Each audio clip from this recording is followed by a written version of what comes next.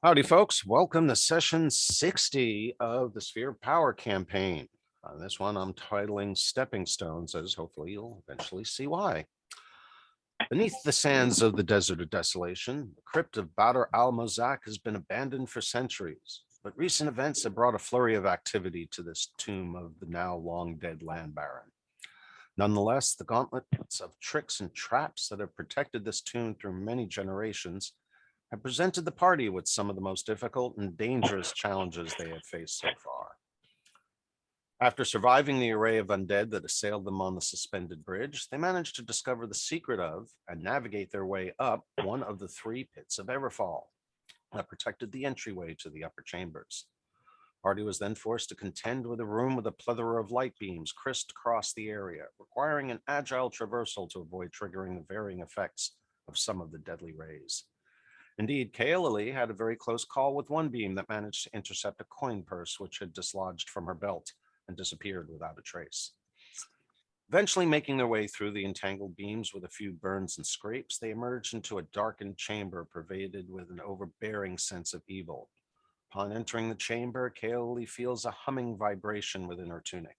Discovering that the amulet given to her by the sheik is glowing, it erupts in a blue streak of energy that blasts across the room, striking a towering figure previously hidden from view. A scream of primal ethereal rage shudders the foundations and the desert itself as the figure ignites in a belch of flame and cinder, revealing its humanoid form and jewel-clad body. Obviously affected by the beam from the amulet, the figure's rage is palpable as it quickly recovers.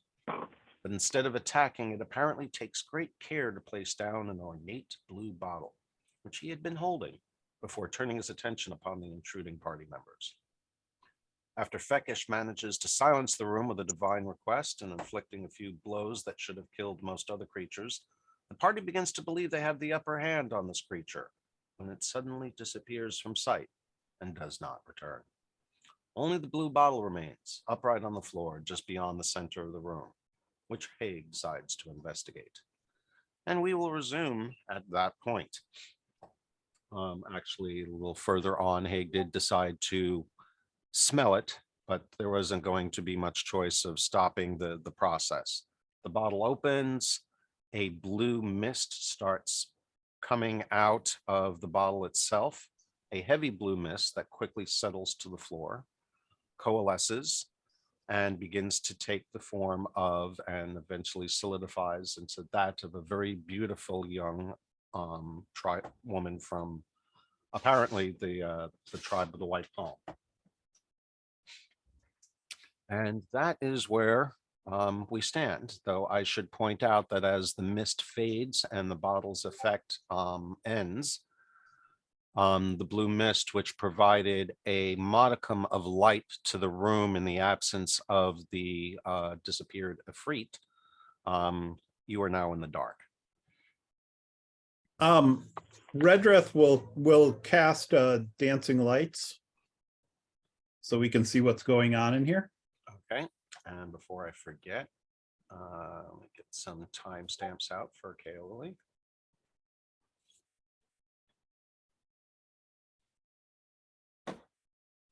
All right, so now you can see the room.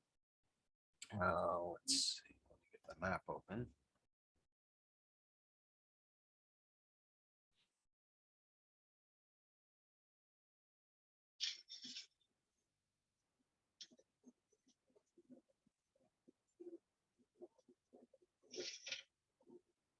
Okay.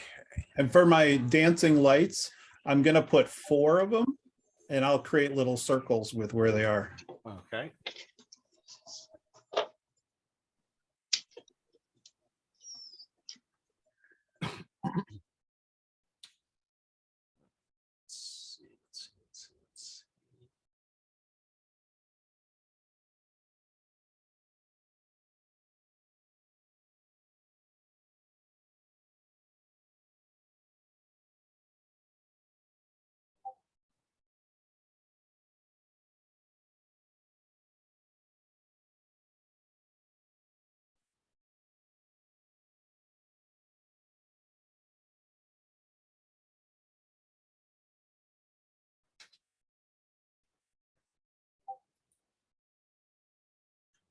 this other one.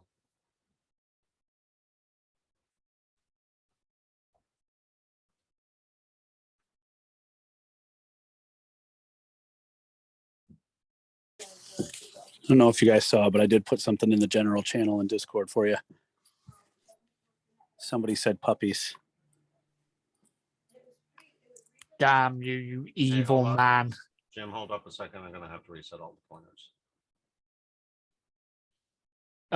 So how much could it cost for you to ship them to the UK? Oh, puppies, fuzzy sausages. Oh, that's quite That's the a good Oreo question. batch you got. That's quite the inverted Oreo batch you got there. That's right. We had my yellow lab and my brother's black labradoodle. Nice. And they are Get live cute. cargo freight for over the pond from us. Shit, that's gonna be. It probably ended up being stupid. Reminds me of the wolf hybrid puppies I had when Albie and I worked together.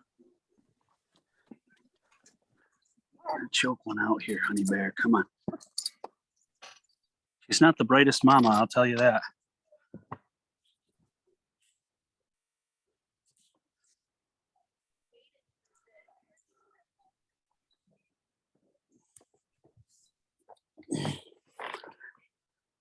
Having just finished the Mistborn saga with all the comments of mist and not being able to see, my mind immediately went, and I burned tin so I could see what's going on.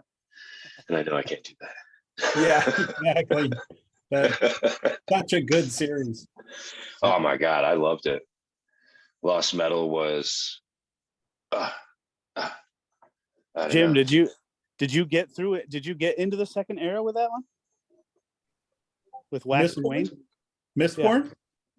I have Alloy of Law, but I get distracted by other books. I'm really fickle. If the story takes too long to set up, I just lay on nuts to this and switch to something else. So Alloy Law has a lot of build up and like setting lore going on. It is, but then once that story starts going, it's awesome.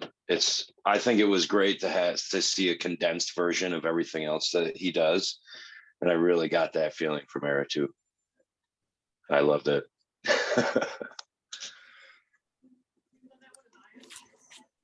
All right.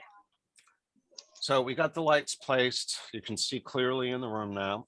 You actually should be able to see that there's a corridor going up. Oh, that's right. I had to mix around the masks on this a little bit. So give me just a second. See that. So there's a corridor leading to the north, the west, and just to be clear on how the spell reads, it says light in a 10-foot radius, which is what those are, and that's dim light. So it's not a lot farther than that, except unless you have night vision. Right, but it should still be enough for you to tell where the entrances and exits are. Sure. And as far as the west and east and south ones, for that matter, remember those rooms are very brightly lit by the beam, so there's light coming from that point. And that being said, actually, no, I don't want to disclose anything else at this point, but you can at least see that there is an exit up there. But at this point, what is most visible and most apparent to you is the female figure that is not quite prostrate. She's on one knee and she's attempting to stand up. She appears to be a bit surprised and caught off guard, but her visage quickly turns to a sense of relief as she realizes, or at least recognizes, that you are standing around her in terms of people. Apparently she's just happy that it's not the Ifrit. And The phrase that comes to mind is a little short for a stormtrooper. That might very well apply. But with the Goliath, that definitely wouldn't apply. Yeah, that would be her comment. Yes. Okay. From the other point of view, but so she looks up. She's first very gracious. She's like, "Thank you for freeing me. This has been a terrible experience." And then asks where she is, or where all of you are, for that matter. Where are we?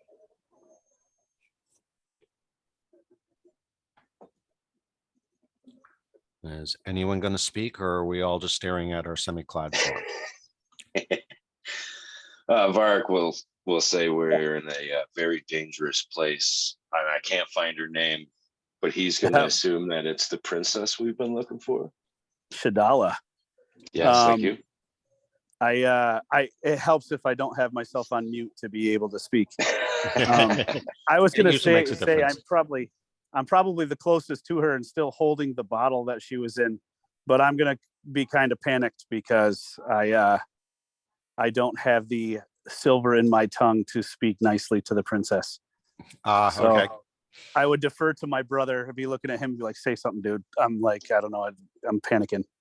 Yeah, Varric would say, I would ask if she's Princess Shadala. I am indeed. Then you know of me and you know of my plight. It is important that I return to the oasis as soon as possible. Let's just take a shower. Yeah, I mean, can she get back in the bottle? There's an interesting question.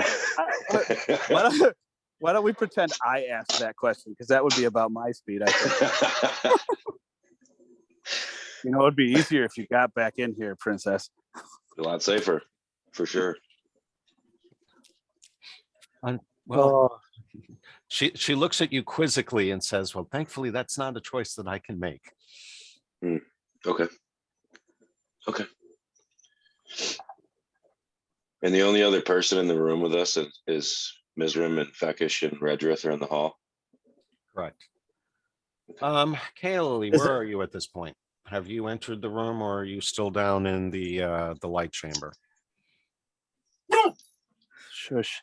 If everyone could just go ahead and update their positions on the map.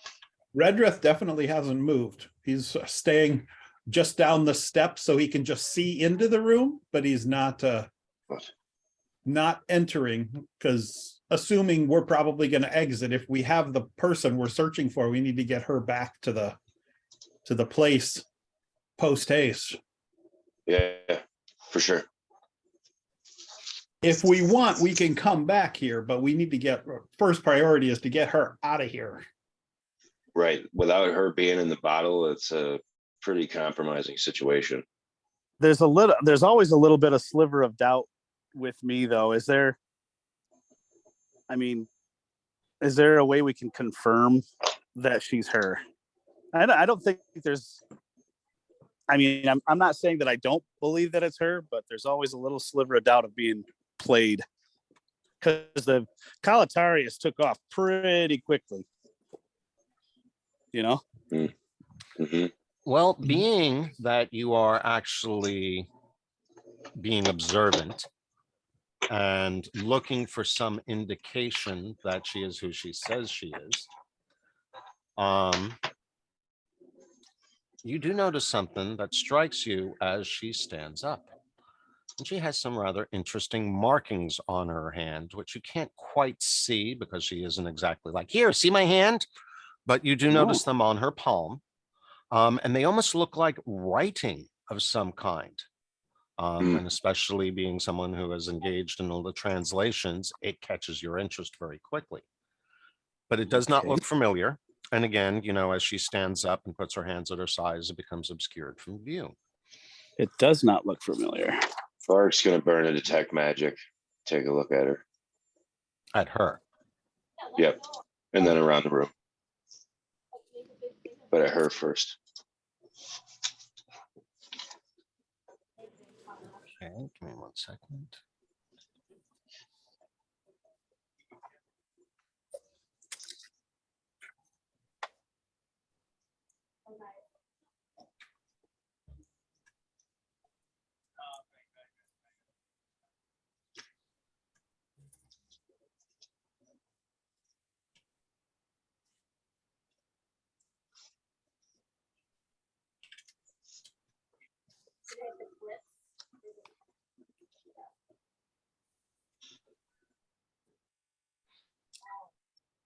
All right, and that's like a 1 minute cast or instant casting time, right? We don't need 10 minutes for you to do that, right? To do what? Who are we? Who's casting the Who's- detect magic? That was Hayes, Matt. right? Varric, Oh, Varric. okay. Oh, Varric. I was gonna say, Redrith is keeping watch with a chromatic orb unless somebody needs him to do something else. Right, that's why I was saying, I know you're not casting it as a ritual, so I'm like, that's a built-in ability for the paladin, so I was like, just confirming that you can just cast that, correct? Yes, my understanding is the paladin is doing that, not the wizard. Yeah, and Matt, you are on mute.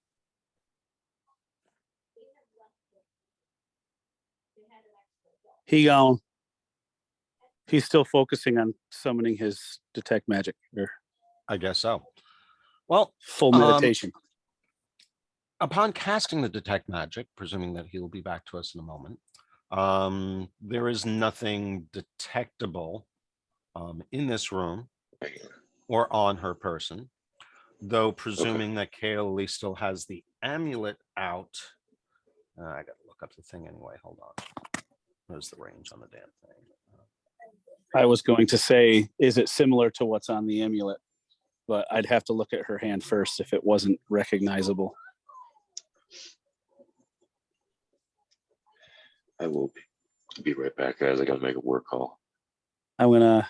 Within 30 feet of you, so 10, 20, 30. No, okay, so yeah, nothing detects as magical within the range of the spell.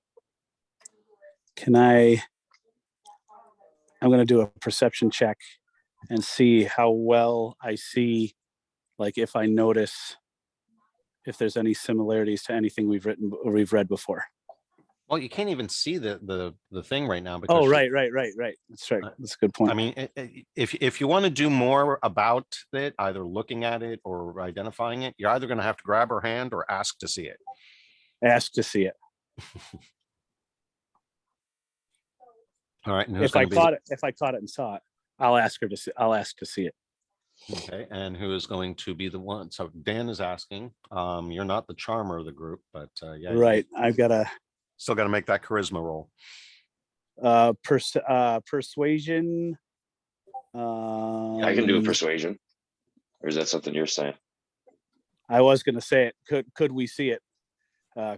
I'll come off gruff, Maddie. You can play it off as you want, but let me see your hand. Yeah. All right, so I was going to say play it off if you want, Matt, to make it more of a kind. well, go ahead and do your charisma roll. Let's see how well it comes off. Probably not very. Not very, but well enough. And she understands the context. It's not like you're like, show me your breasts. That probably would not go over very well. But she says, and then you must know of the legends. And she reveals her hand to you. Okay, with the persuasion roll or the perception roll I did, do I see anything where it would link anything into my head that, hey, this matches that, or could do something to this? Well, I'm going to give you one better.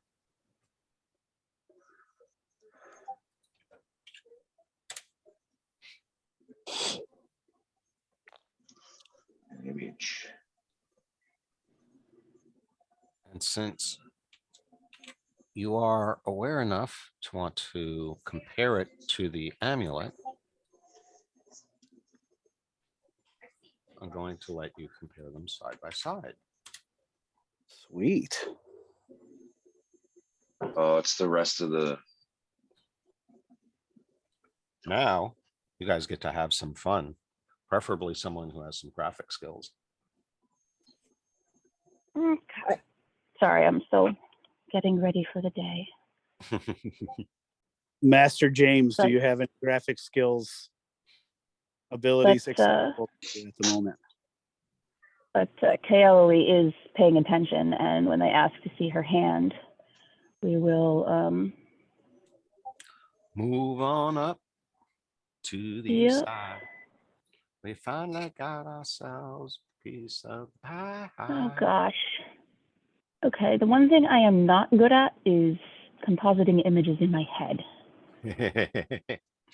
Hey, you've done great on the translations. I would say there's no fault if you ask someone else to actually do the image manipulation here. That would be not Yeah, necessary, but beneficial. if I had a composited image to look at, then I would be able to read that, but I'll do I will that. tell you there is more to the composited image than just the words. Look carefully. Ooh. right. I noticed that there's 3 triangles on the amulet and there are 3 dots on her palm, and I suspect those tell you how to line them up. And again, there's more than just the words there. I was gonna say, maybe there's words. Looks like a bit of a map. Bailey, you happen to roll a perfect 20 on your perception, but I did not include you because you were not close enough until now. But because of that, I will point out that you notice on the palm that there is also a palm tree, an obelisk, and a triangle that you are convinced have some mapping purpose. Okay, makes sense. And you also notice that beneath those 3 triangles on the amulet is a spike that appears to be a pointer. Yep. Which makes Question perfect is, sense. how do you assemble all of that? Yep. And I would not be surprised if there were multiple correct orientations that give us different pieces of the puzzle.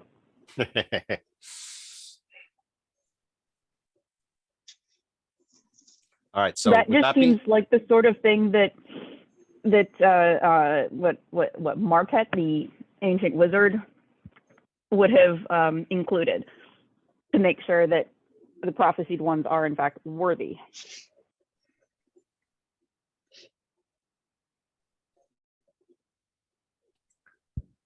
All right. Now I'm going to make a few presumptions about what is being said vocally. And I'm working on it. Just hang on, just continue on. So I'm going to presume that Haig and Kaylee are now engaged in conversation about this.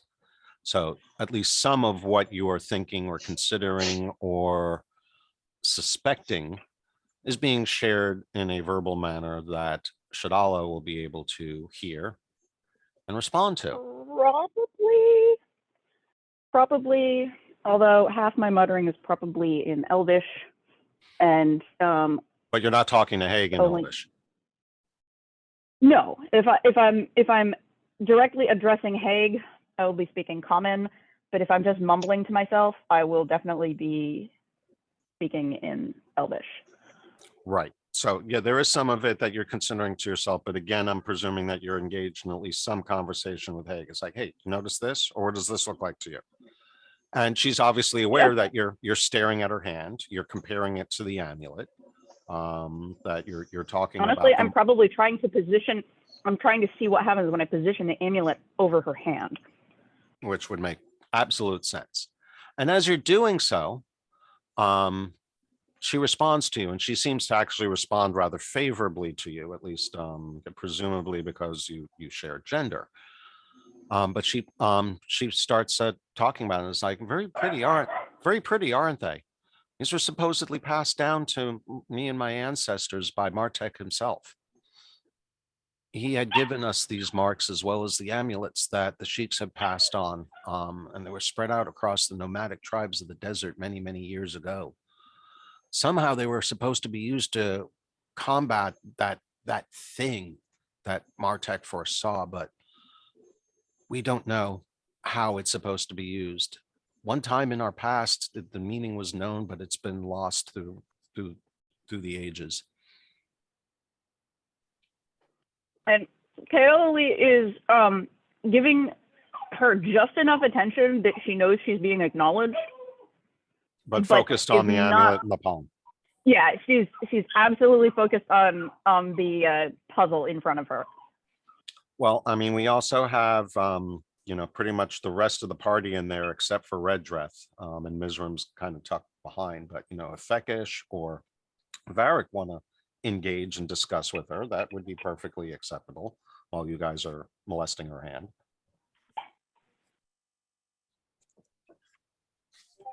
Eric would be acknowledging the story she's telling and just like soaking up the lore and being like, go on. Well, at the same time, we do have proof that she is who she is. We don't have to sit here and answer this now. We could get out of the dungeon and head back to returning her. You're probably gonna have to get Taylor's attention because she's thoroughly engrossed in this puzzle of the palm and the amulet. I was just tie thinking a of that rope same around her adjective. belt, and she could levitate with her ring, and we can just pull her along with us as we're walking out of the dungeon. There you go. The K-Lily balloon. I mean, Just that's an option, but right now she's totally focused on this puzzle in front of her. I would suggest you don't want her head bouncing against the ceiling. We could cut her hand off. Yeah, I like that option. I don't like that option. Yeah, Kaoli's gonna her head's gonna snap around to whoever said that and just glare. No. Just kidding. I mean, we're healers. We could just grow her a new one. Yeah. Be fine. The Goliath and Dragonborn get it. We're like, we do this all the time. Might even eat it when we're done. Never know. I'm just kidding.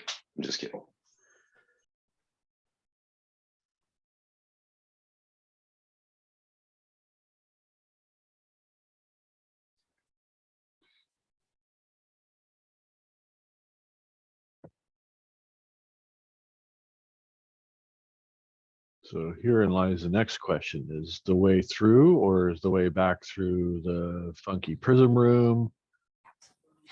Is there a more immediate exit than the way we came in? All Very valid good questions. question.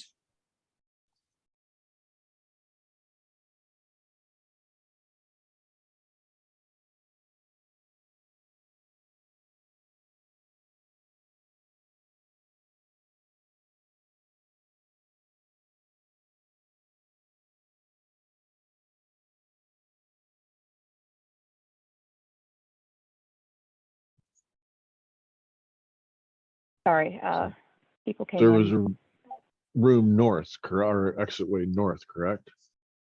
Yeah. Yep.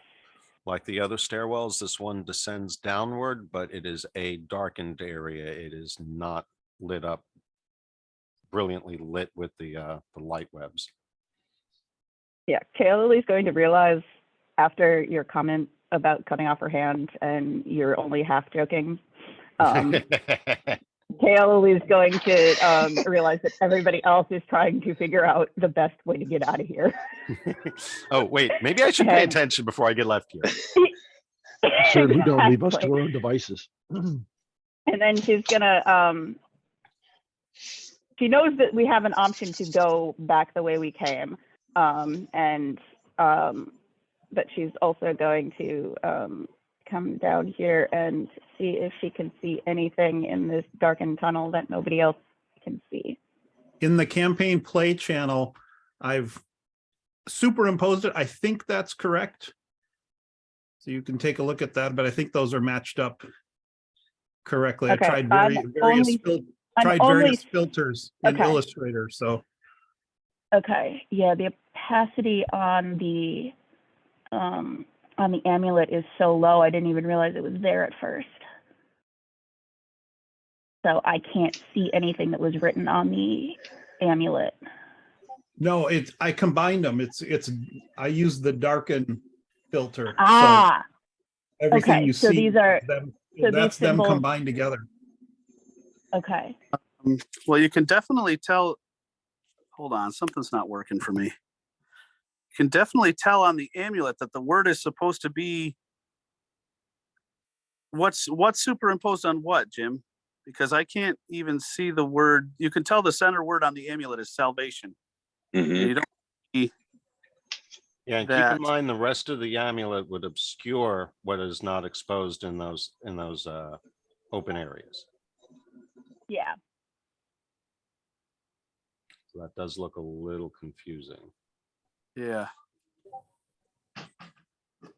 Yeah, what I really was looking for, and I probably should have been a little bit more explicit, was to not play with the opacity or filter anything, just literally just put the amulet on top of the palm. So The that I picture, could see the what picture is the not whole- the picture is not a PNG with holes cut in it, so it didn't quite work that way. Yep. Okay. Sorry about that. That's why I said some graphic skills that have to mess around with it a little bit. Here's Yeah, here's a version that I has the amulet in more of a pinkish red, so you can at least see it a little better. I think Okay. this is okay, that Yeah, the sizing doesn't, I don't think the sizing works either. Because I think the hand is supposed to block the lower half of those letters. You can tell the top of the palm. it is. Where? It is though. Well, it's I see what you're saying. You want it to. Yeah, Okay. it's All right. Hang on. see those three dots in her palm are supposed to be I think they're supposed to be dead center of the triangle cutouts in the amulet. Yeah, like if And the that side. should yeah, so you're gonna have to rotate one or the other to get it to match up properly. I think the bottom right of the amulet is supposed to go into the crook of the thumb and would be held there. That would make sense. That may or may not be entirely accurate, but that would make sense. I wonder if the images are sized right. The images I sent are not necessarily to scale, so you will have to do some resizing. Yeah. I could attempt to get some cutouts, but I don't think I have the software installed on this computer right now. Yeah, unfortunately, I would have to go over to my other system to be able to GIMP it out. Yeah. Because it shouldn't be super difficult to redo the amulet into a PNG with the cutouts as transparent. Might be a bit time consuming to get the shapes of the holes and the edges good enough, but not particularly difficult. Something I know how to do. Just not very good at it because I don't have much practice and I'm babbling at you guys. I'm working on it. Yeah, I know you are. I'm just babbling to fill the silence because silence feels awkward. And I have a silly little puppy who's trying to figure out why he's not allowed to sit on my lap right now. I'm gonna be so sad on Tuesday. Mommy and Daddy are gonna come and take you away from me. Well, I would feel the silent void too, but there's only so much meowing you can do before it loses its cuteness.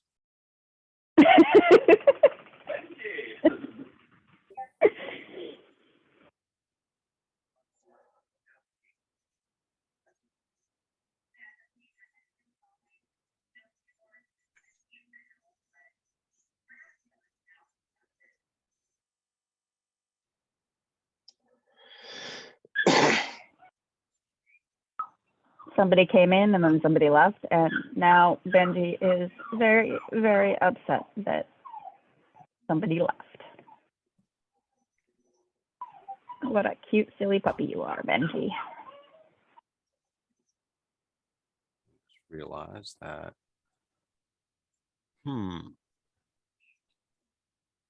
Need a way to put these together so that they can get into the recording. I'm not gonna worry about that right now, though.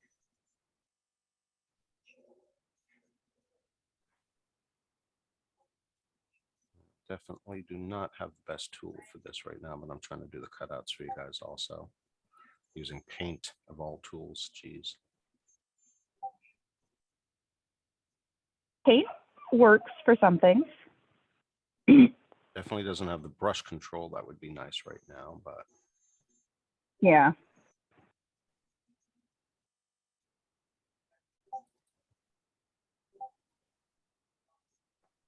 just cleaning up edges so we don't lose things because I was being hasty.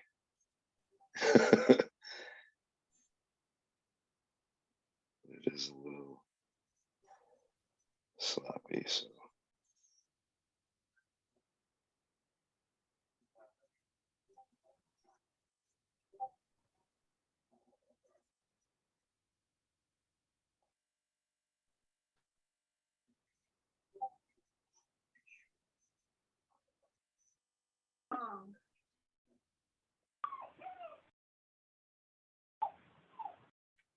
A little sloppy.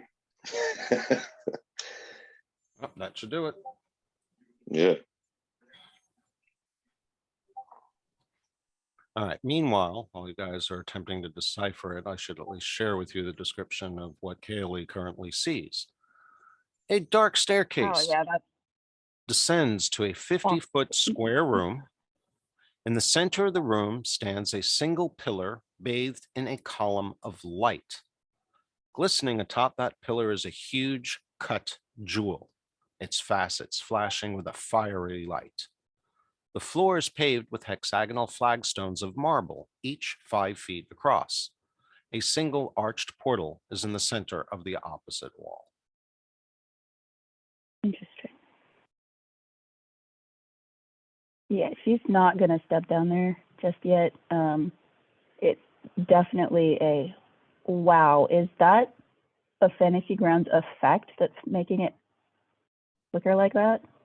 Yep. That is really cool. Oh, and it's changing colors. Is that an approximation of what Elohir sees? Yep. Should be. Whoa. Anyway. That's fucking cool. Wow. That's, yeah, I played definitely not going in around. that room. I played around with the maps. Yeah, that's awesome. That is awesome. Yeah, definitely not going to go in that room.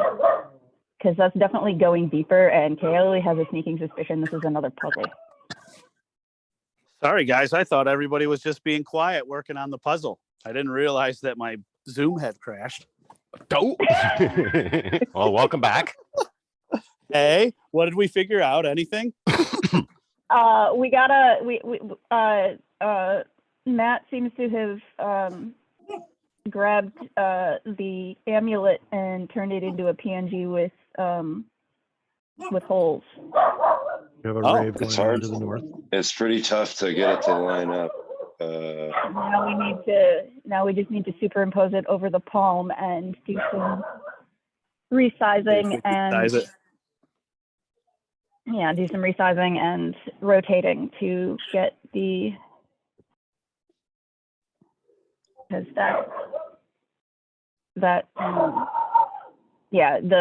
cutout at the bottom of it's the a little amulet looks like sloppy it should still, but fit. I've got it pretty close. It does look like it should fit, right at the thumb. And then that should line up the 3 dots in the center of those triangles. And then we should be able to see what we can see. So guys, I'm going to give you a few minutes to focus on that and think about your next step of action steps. I need to take a quick break, but I will be back shortly. There we go. I mean, it's a little off, but it's pretty close. No, it's good enough. Yeah. City of Phoenix over House of Set, where sleeps salvation. There speak at Mopri.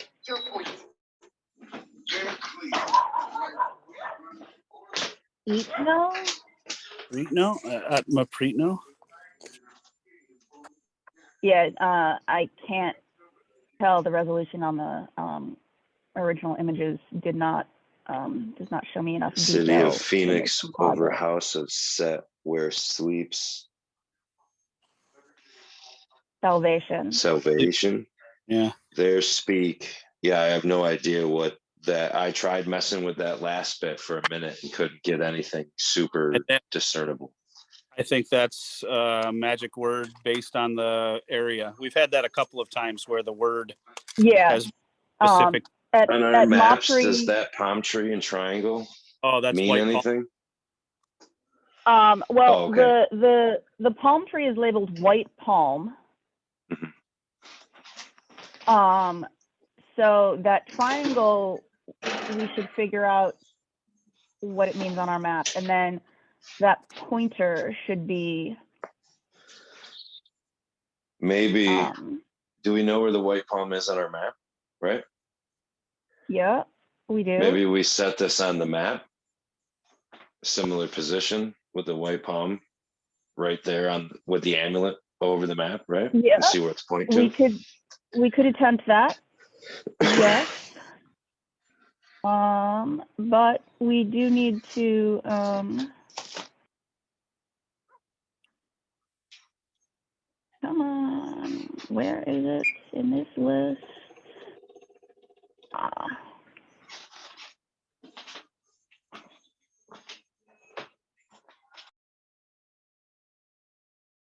But I am going to suggest that just by eyeballing it, if we line up the palm tree from the hand with the palm tree on the first scrap of scroll, then it looks like the crypt is the triangle and the pointer is pretty much between them, but just slightly closer to the crypt.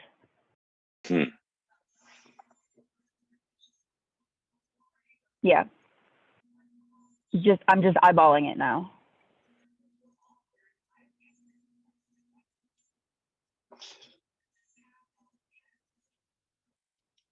Not entirely certain what the pointer is pointing at, but it's definitely a direction.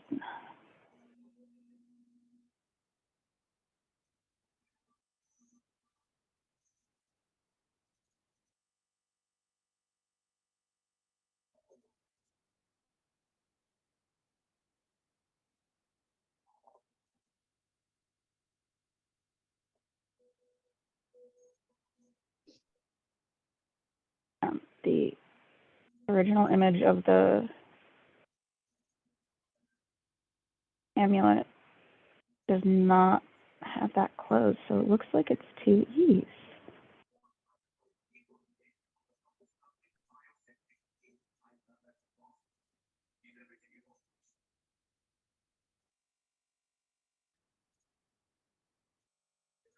Yeah.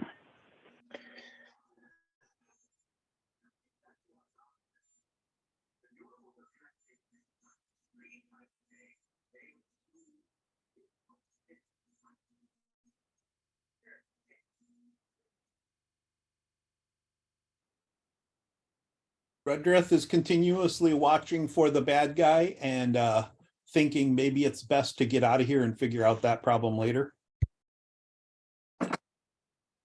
Word. Indeed.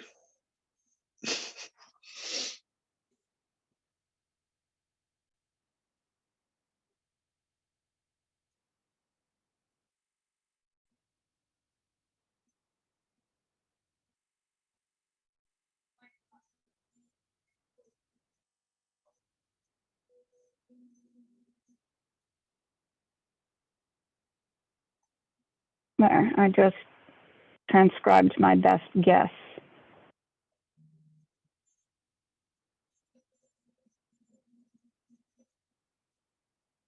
Of what the message from the amulet is.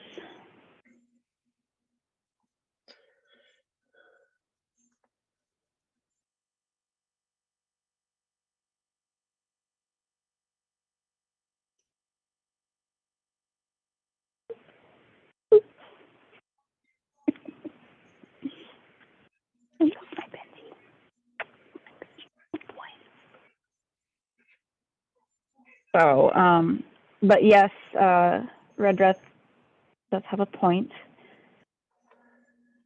Getting out of here and figuring this out somewhere a bit safer might be a good idea.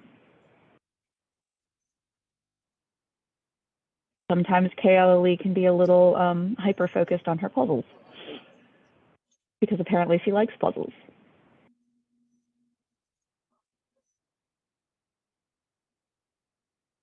But yes, we can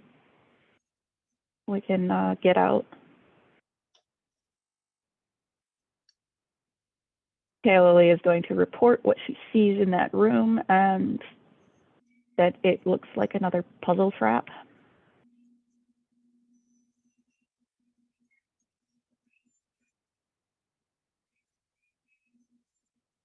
And then yes, we can work on getting out of here.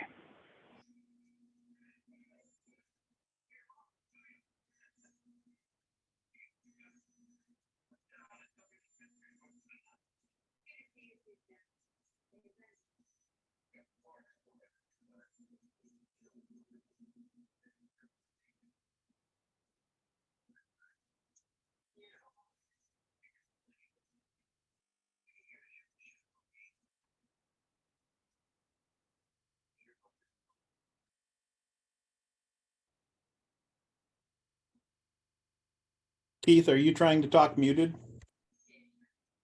No, he went to go do something. Yeah. Oh, okay.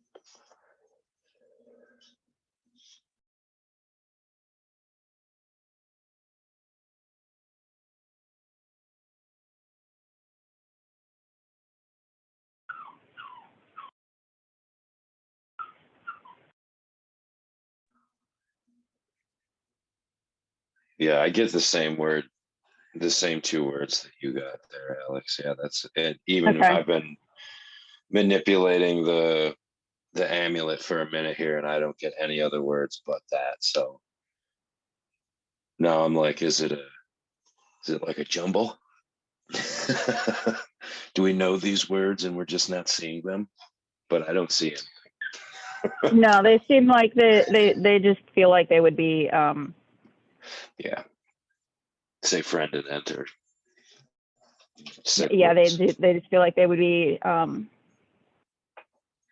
magic words of some kind. Words of power. So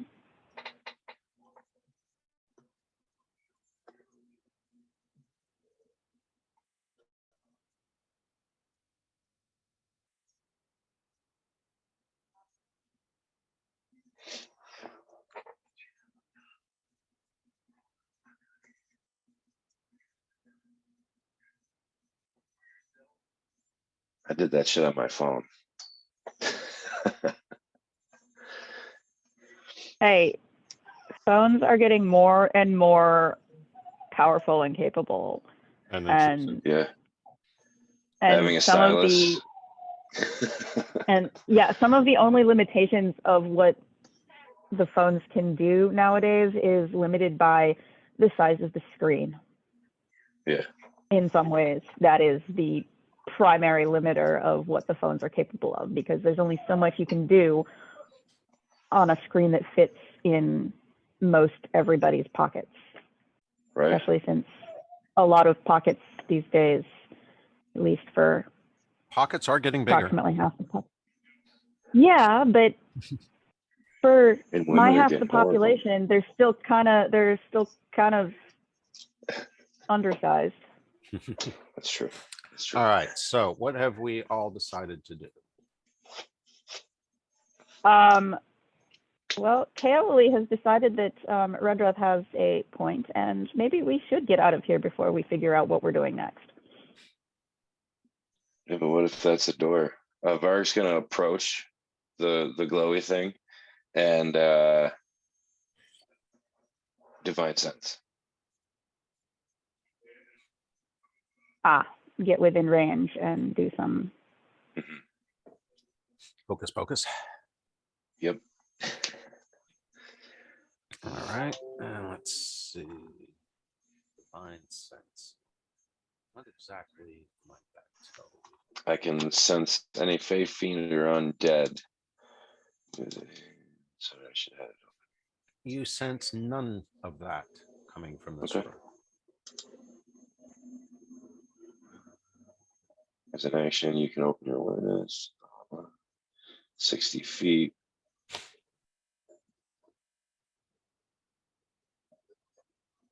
Within the same radius, you also detect the presence of any place or object that has been consecrated or desecrated, as with the hollow spell.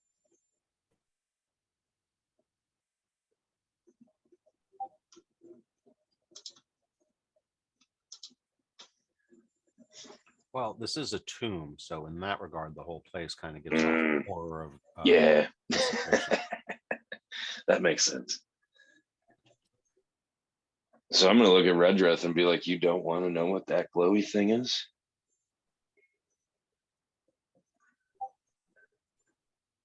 It's pulsing. Oh, itself I is wanna not touch it. pulsing. It's the light that's Oh, okay. that's Around it. yep. Okay. I want to touch it. I think we endanger the person we're escorting by messing with it. We can always come back. Okay. Agreed. We got to get the princess out of here. At least she wasn't in another castle. I saw that play once. About these guys who cleaned latrines. It's pretty fun. You guys can kind of see what it is from the entrance to the room. So that would be Varric and Kaoli. What's it look like? Is it one of the star gems? It's a huge ruby. Yeah, Fist it's one of the size, a star gems. fist-sized ruby. And the fact that it is glowing and that glow is pulsing Again, the makes glow is Kaoli. not coming from the gem. The light on the pedestal is the one that's doing the pulsing. Okay. Yeah, but still, there's magic involved here, and Kaoli is just kind of like, I don't think we should leave it. I feel like the Ifrit's coming here to take it or try and stop us from taking it. I'm not sure. The way he left was questionable. I thought this was his lair. Hold on. Did you just share that within the party, or is that character speak? I would say that, yeah, Varric was saying. Okay, so at that point, Shadala chimes in and she says, just before imprisoning me, Kalatarius arrogantly said that he only feared one thing, and that now with me in his power, the world was his to own.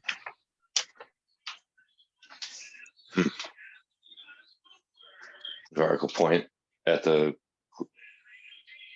ruby. Be like that. I don't know to what he referred, but apparently he feared my presence. Or more accurately, my presence for someone else.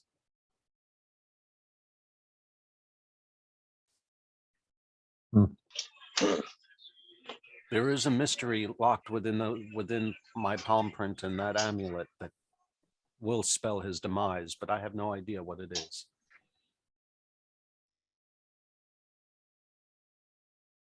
But it is not that ruby. and Kaoli is just gonna kind of like shrug and head towards the exit. saying, "Let's take her home."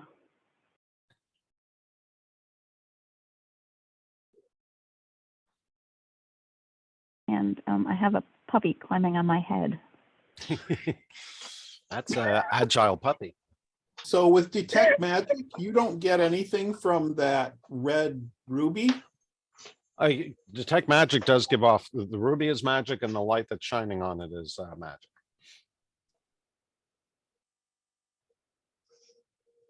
Could that possibly be one of the gems we're looking for? That's what I mean. others Like I'm were having all a hard smaller. time walking away from. I think. Aren't the others smaller than that one? No, they're all Or is it about the fist- same size? They're all about fist sized. Okay. Then yes, I suppose it is possible. But Kaoli is still wary about a trap in the room. Red dress comes up to converse with Barrick about that. Yeah, I think we need it. Red dress says, damn it. Okay, I'm the one who touches all the bad Is it- things, so. Wait, hold on. Does anybody have? We just went through a whole light beam room. Does anybody have like a handful of stones or anything that we could throw in there? Oh, into that room with the ruby. Yeah. Yeah. Yeah, Kaoli will rummage around in her kit and pull out a small pouch. It turns out it's a pouch full of sand. Okay. I mean, it would be weird that it would be weird that we're surrounded on the northeast or the west, east, and south in trap rooms, and the north one not be. So, I think there's probably some clout to that. Yeah, and then she's gonna consider the pouch of sand, and then she's also going to grab a handful of sling bullets out of another pouch, and just like and hold them out with the attitude of, will either of these work?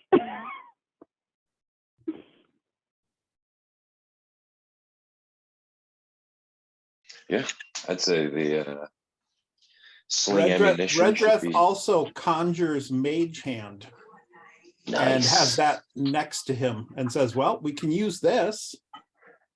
Yeah, let's try that Do it. first. Do it.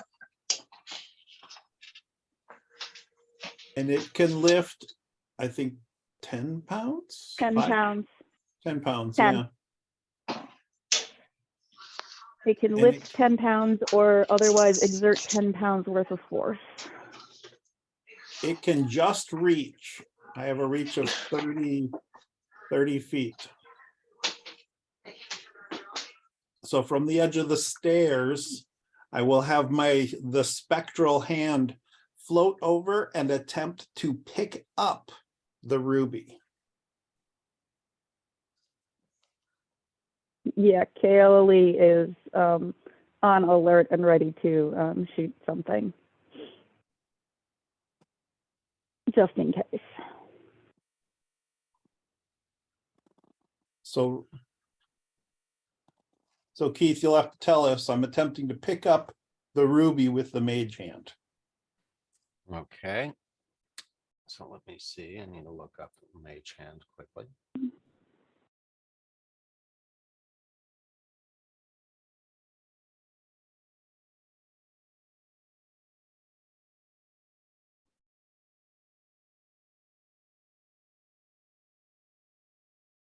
you are.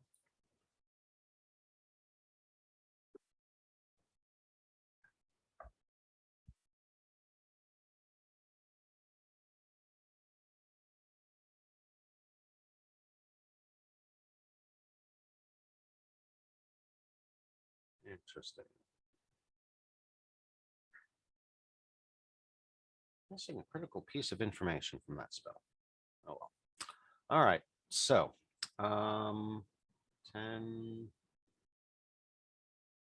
20. So yeah, the gem is 25 feet away from you, so it's just in range. and you send the hand across the room. And it goes 5 feet, 10 feet, 15, 20, 25 feet. It's at the gem. As it comes across, or as you're guiding it mentally to the gem, you become aware or notice, you didn't notice initially because it kind of fades at the distance you're at, but as you get closer to the gem, the pulsing light coming down from above apparently refracts through the gem, and there are several ruby beams of light that come out in different directions from the heart of the gem. And as I said, they're faded and easy to avoid at the distance you're at, but as you get closer, they become more concentrated.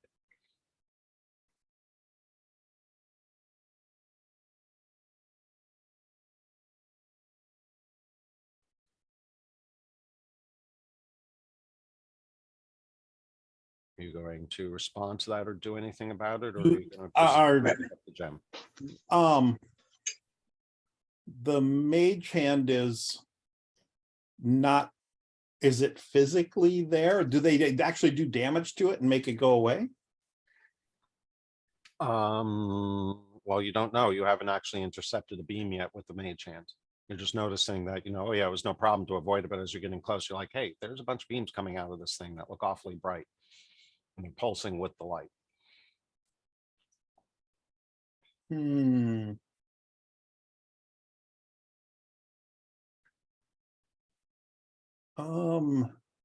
going to risk intercepting them? You're going to try to avoid them? Do you want to see what happens? I am actually going to bring the mage hand back to me. I'm going to take my pack off and put it down at my feet and pull out a torch and carry the torch with the mage hand above the ruby and put the torch in the beam coming down from above and see what happens.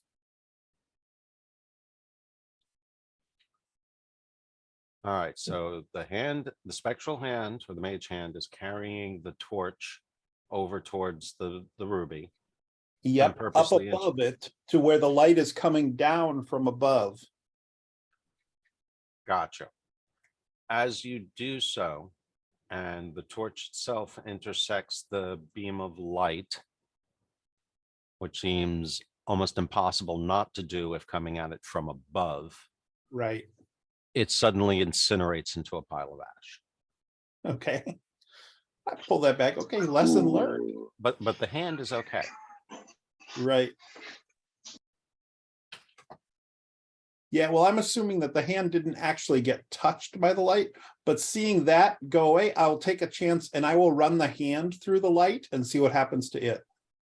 Don't cross the streams. The hand is apparently unaffected by the light beams, either the one from the ceiling or the ones emanating from the ruby. I will attempt to pick up the ruby with the hand. And presuming that the ruby, despite its size, is still not more than 10 pounds. Correct. You are able. That's what we'll find out right now. You are able to pick up the ruby. And can I take it? So, okay.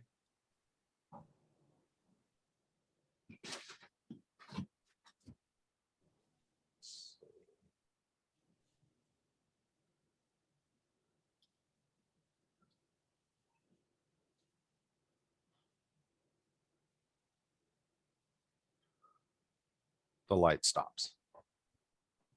Oh. Room should be dark, but we'll leave it at that. Well, some of us can see in the dark, so. This is true. Yep. I will bring the ruby back over to me. Okay. And you are able to do so successfully. No other effects. Yeah, Kayla will be, oops, wrong window. Don't try and use that window. Yeah, Kayla will also come over and inspect the and take a look at the ruby. Does it resemble the other star gems that I have? Oh, I would say so. Okay. Give me a second. I will drop, I will drop the ruby in the pack, put the pack back on and say, let's go. Get out of here. My apologies. I still need to make a item for it, but I'm trying to That's find fine. the words that I had for it.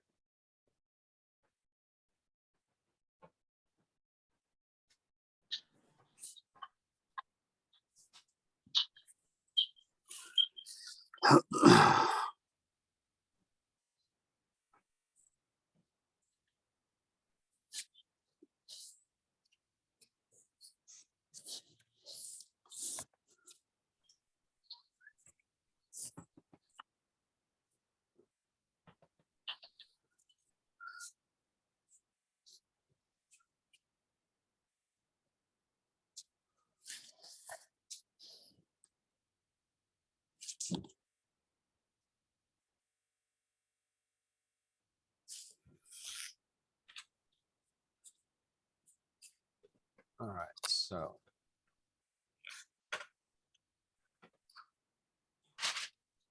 Going back to the campaign plan Discord, this is meant to give you an idea of the size of it. Okay. But in terms of its shape and overall visage,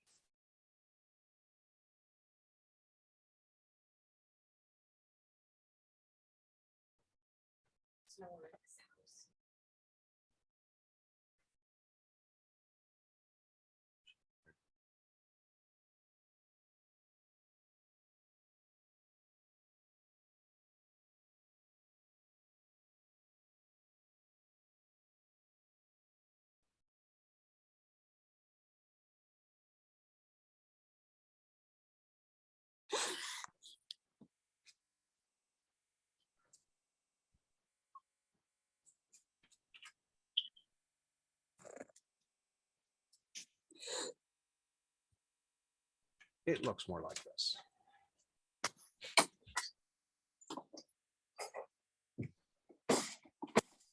Okay. Needless to say, a pretty precious gem.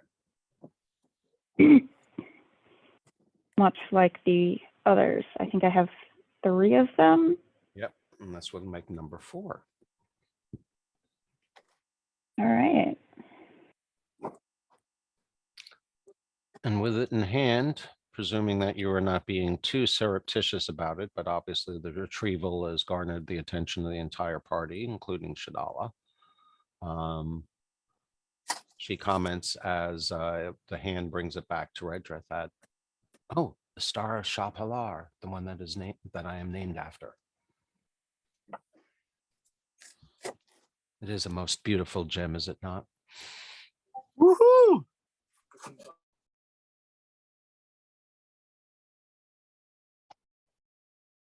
Does she know anything about the rest of the gems, names, functions, what they're supposed to do?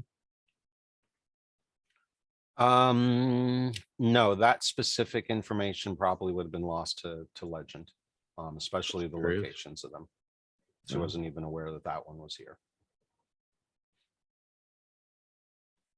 She does know the names of them, though. I think Kalatarius had a brass glove that they fit in the knuckles. Don't let them snap. All right. Okay. Martek gave 5 star gems to the rulers of the lands crossed by the river Athis, 1 to each. The Star of Mopilar, a fist-sized opal he gave to the pharaoh Amun-Ra, who locked it in his theft-proof tomb. The Star of Agapilar, a huge sapphire of midnight black with a star of purest white.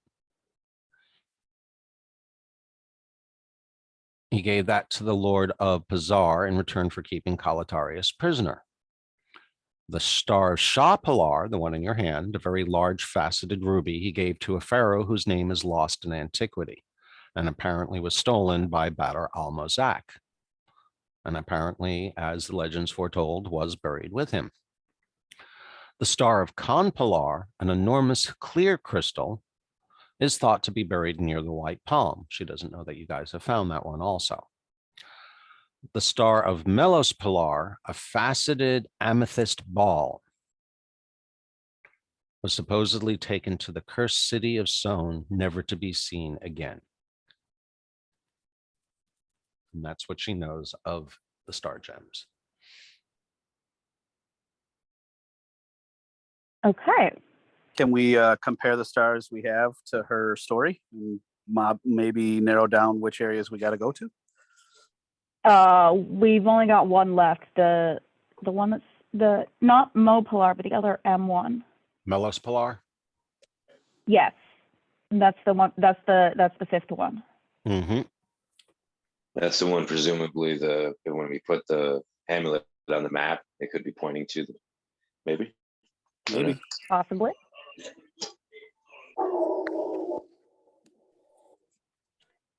Does the solution to the puzzle between the amulet and her hand mean anything to her?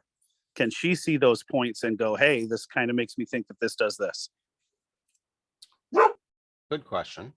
Before I forget, though, let's see. Red dress,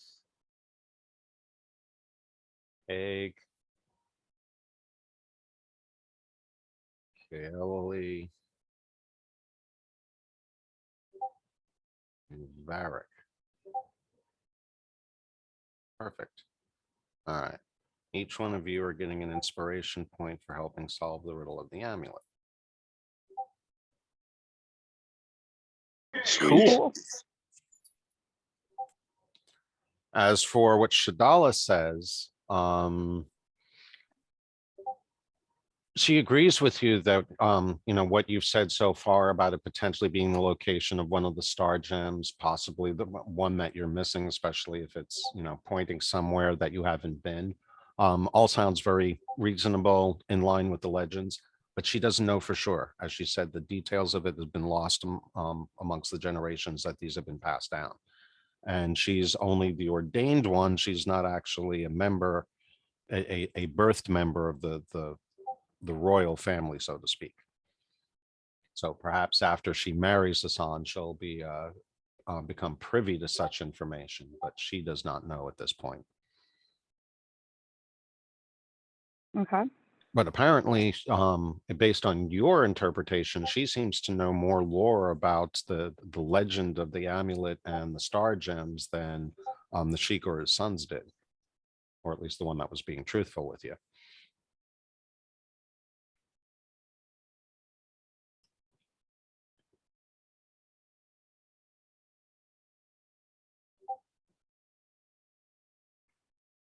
So what now, my comrades?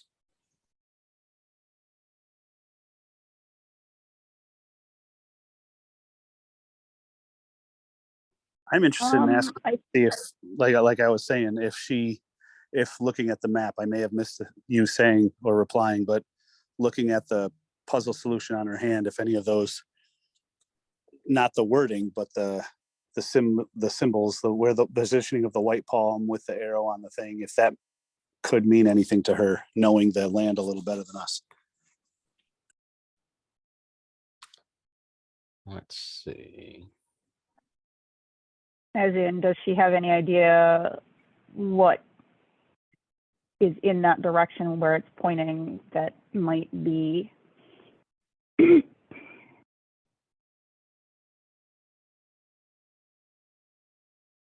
of use to us?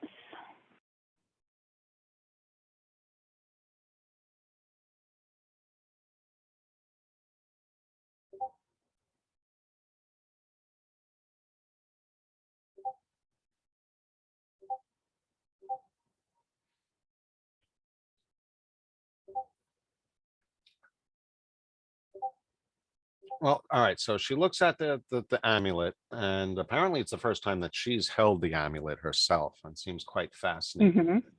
And she agrees that the palm on her hand apparently refers to the oasis itself, especially with the word white above it. White palm. Hey, it works. But she laments that, without a map, I don't think I could be really sure where this is pointing to. If only I had a map available. Kaeli will offer her a map. I'm not quite sure which map, but she's got at least the scroll map. And at this point, I don't think it would do any harm for Shadala to see that.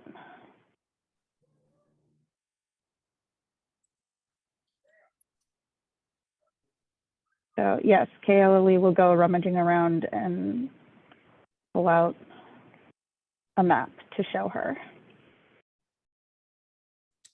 Okay, so.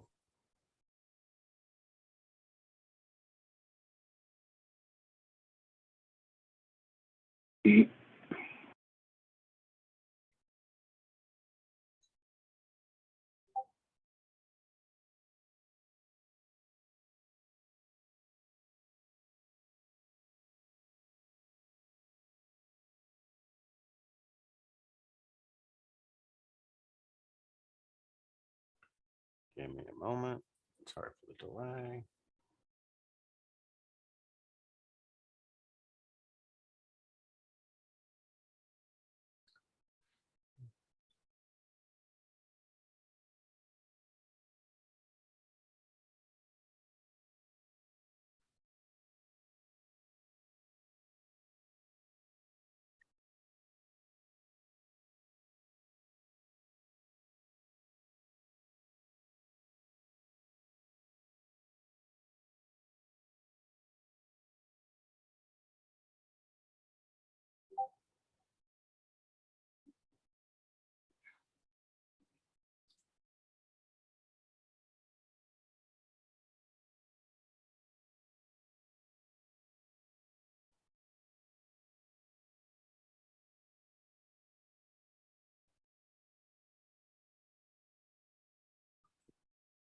Oh, what do you know?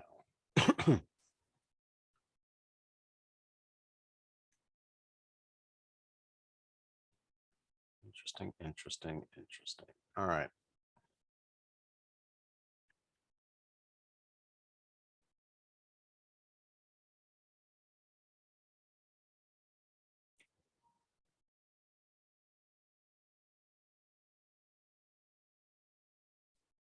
Sorry about this, trying to figure out the best way to depict it to you guys. Okay.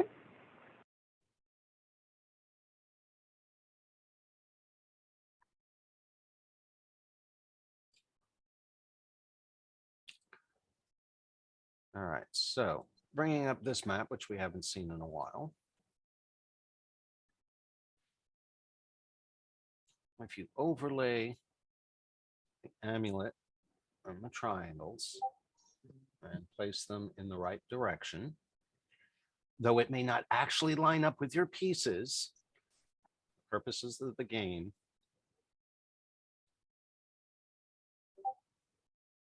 and it figures it's doing it in black. Give me a break.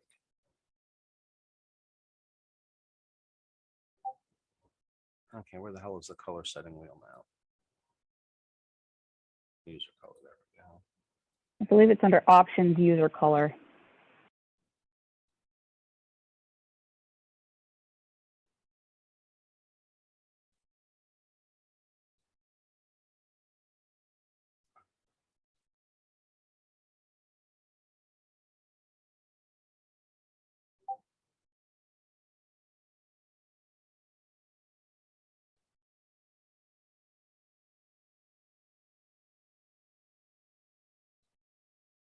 It appears to point somewhere around there.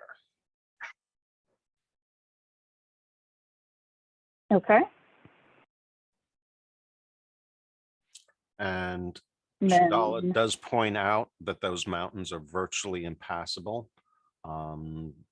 Temperatures have been known to cook a camel on its feet because of the amount of rock, highly absorbent dark rock that's up there. So she says more than likely you're either going to have to try to traverse them at night or go around. Which tracks, we're already traveling that way most of the time anyway.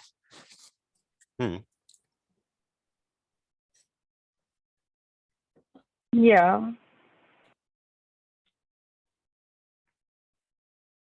So that's where the amulet seems to point to. Well, then I think we need to take the princess home and then head over to that spot.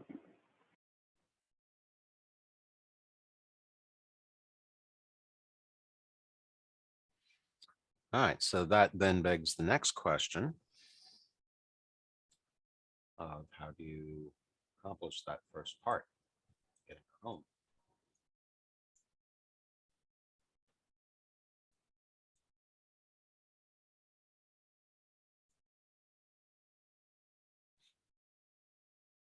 What was the next question? I couldn't hear it.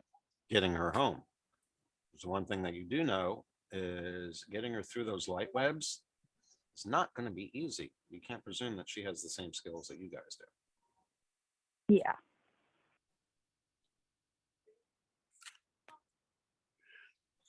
Good point. Hmm.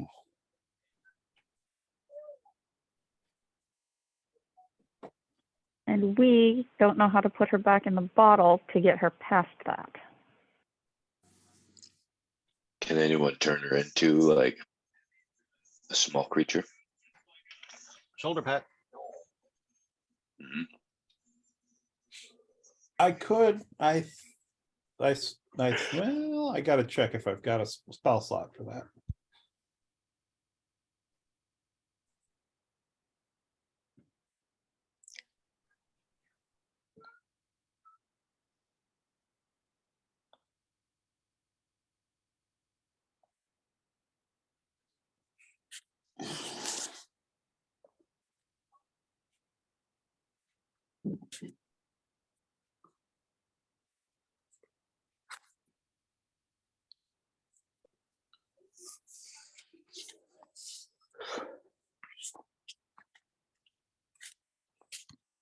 I do. Another option. Mm-hmm. I have one casting of Dimension Door. So I could just take her and Dimension Door downstairs or upstairs, wherever we were before. Dimension Door does not need line of sight. You just have to either be able to visualize a spot within range or give it a direction and distance. Exactly. So I can just go So down, past where the chute is that everybody's got to go through and just wait for you guys there. do we have a sense of whether the surface would be within range of his Dimension Door? 500 feet, I think, is where Dimension Door goes. Correct. But how far underground are we?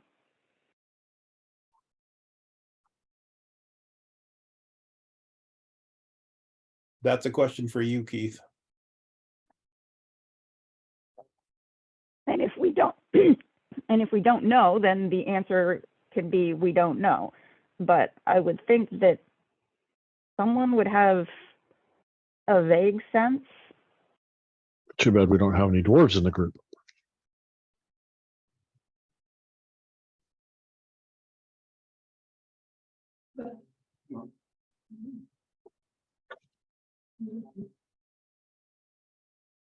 Because when we went down the first under the statue, how far down did we go there? I don't remember.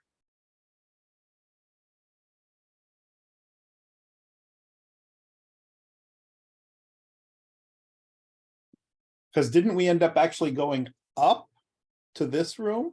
We went like down around. Yes, we did. Up. So we're actually closer to the surface than we were when we first that shaft. arrived. So we Correct. technically should be able to go to the surface from here. I could Dimension Door her out, and then you guys just have to get back. You just need to visualize where you came in and you're confident that it's within the range because as you just pointed out, you climbed up to get into this chamber, not down. Yeah, so I can take the princess because I can take one person with me, and I can zap Ain't up to the carrying surface. much. Right. Yeah, then we can just zap to the surface and wait for you up there. It works for me. How about the rest of you? Yeah, sounds good. Yeah, I'm down for that. Sounds good, because I've only got one 4th level spell slot, so that'll use it. So that's why I just want to make sure before I do.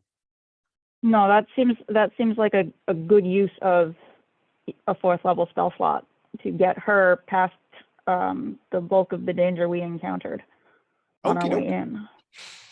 And also would be Alright. interesting getting her through the pits of Everfall. What are you going to do? Push her off the ledge? Right. Yeah, princess. Whoosh, sorry. So I will explain to the princess what the plan is and a little bit about what the group had to do to get here. And tell her that I can cast a spell that will take us past all of that right to the surface, and then we can await them coming back. Well, you seem to do a very good job earning her trust, and she is willing to go along with the plan. All right. Good. So I hold out my hand for her hand, and then once our hands are linked, then I will cast. And the DM Mention pronounces you door. man and wife. No. Why? Oh, sorry. That was the damage. Sorry. I meant I need to cast it, not land in a wall. So just ignore that part. So yeah, so I cast that and we zap up, and I put us right out on the not right where the statue is, because I don't know if the fear effect is right there, but right, out of the little bowl. Or near the edge of the little bowl, so we can just go up the stairs if the fear effect is still taking a hold right there. I was curious whether or not you would remember that. So yeah, staying away from the statue itself is the key part. She can feel that she doesn't want to get any closer to it once you pop up out there, but you don't need to leave the spot that you're at. But her gaze is just focused on that. It's like, oh my God, what is that? So And once we are up top, we will just settle in and start a little fire and just kind of settle in to wait for the rest of the group to make it back up. Settle into a little Lehman's hut. Actually, that's a great idea. And that's Especially since that one's a ritual, so you can recast it as long as we can provide you with the time. I feel like we're gonna get back up there. Red Dress is gonna be like Merry and Pippin and Isengard. Salted pork is particularly good. yeah. So enjoying and comforts.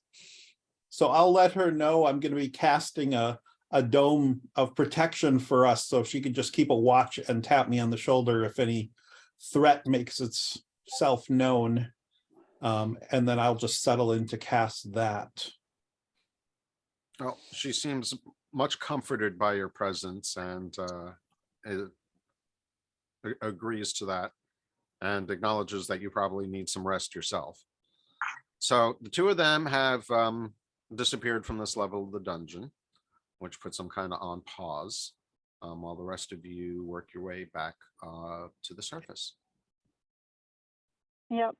I'll have to let it drop. I'll have to let it drop once the rest of the group comes up, because they're not there when I'm casting it. They won't be able to get in, but that's fine. It'll keep the two of you protected until we get there. Exactly. Right. And you also won't see them when you come out. So it's going to be up to the princess or Red Dress to be like, "Hey guys, we're over here." Yep. Yeah. But that shouldn't be too much of an issue. Yeah, and I will loan my ring to one of the Goliaths if necessary to make sure that everybody can land on the lower platform safely so we can get out. Makes sense. Sounds good. Yeah. Give it to the one with the better decks. As long as they're both strong enough to get us out, then yes, that's fine. I will But do that. it is a legitimate question of I'm flying or I'm crashing. Yep.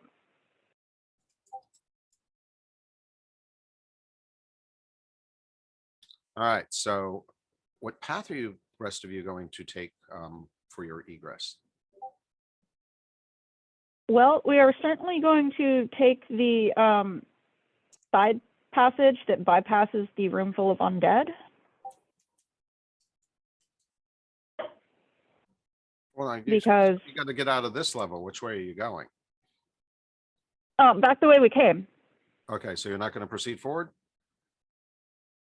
There is a forward. Well, yeah, there's an opening at the other end of the room where the ruby was. Oh, really? What if we Yeah. could just gone out So- there? We could try that. Because there's no more ruby lasers in that room, right? Correct.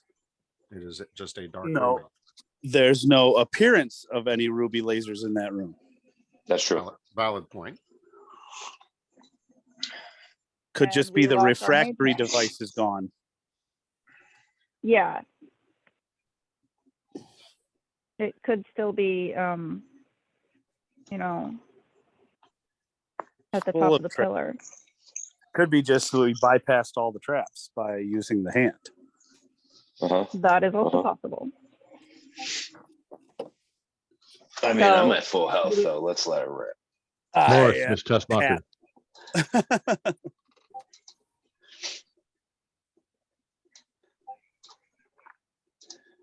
So we going forward without our wizard, or are we going back the way we came because we know a relatively safe path to get where we want to go? Oh, curiosity true. is killing the cat. I'm sorry. I think I would like to see, because if you remember, there was a triggering device at the end of one of the dungeons that just sent us back to the door. Mm-hmm. That's what I was thinking too.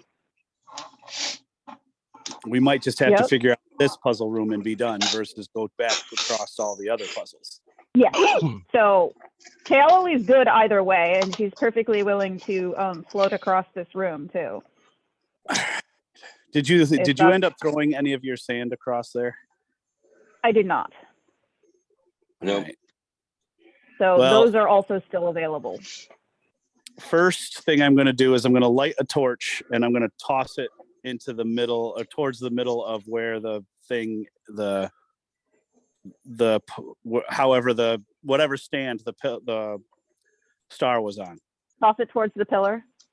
Yeah. Okay. Good thought. Good thought. So I'm going to try to Does kill anything two happen to birds it? with one stone, Keith. I'm going to light a torch and just toss it into the center of the room.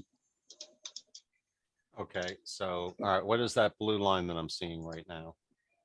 I don't know. I didn't mean to do that, and then I X'd out the map. So I'm trying to think. I didn't mean to do it. Oh yeah, all the lights that are in the one room go away. So you can just clear all the drawings there, Keith, if you want to. Okay, so yeah, my monocle is in too then. Yeah. All right. So I saw a move request and I saw an arrow and I heard something about a torch being tossed. My move request, and I'm tossing Haig's move request, and I'm tossing a torch in towards the center pillar where the ruby was. Okay, so I don't have a move request up at the moment. Where are you moving to, Jim? Yeah, it's Haig. You already moved me. Oh, okay. Jim, you're still staying back down there? He's in No, a different place. I'm Jim's up outside. with the princess right, doing that's the dome. Da, da, da, da, da, Yeah. da. Yeah. Bark staying in the stairwell for now while Haig investigates. All right, so Haig has moved up there. You toss a torch. You're tossing it towards the center? Yep. Okay, and the torch land, well, roll a die just to make sure you're not completely off aim. Okay, just a 20. Yep, just a simple attack roll. Okay. Make sure you're not. It didn't pop in the box. It was an 18, but it didn't show in the box. Hold on. This one's going to be awful. I know it. Why isn't it doing it? Come on. Gremlins. That's Oh, usually why shit. things don't work.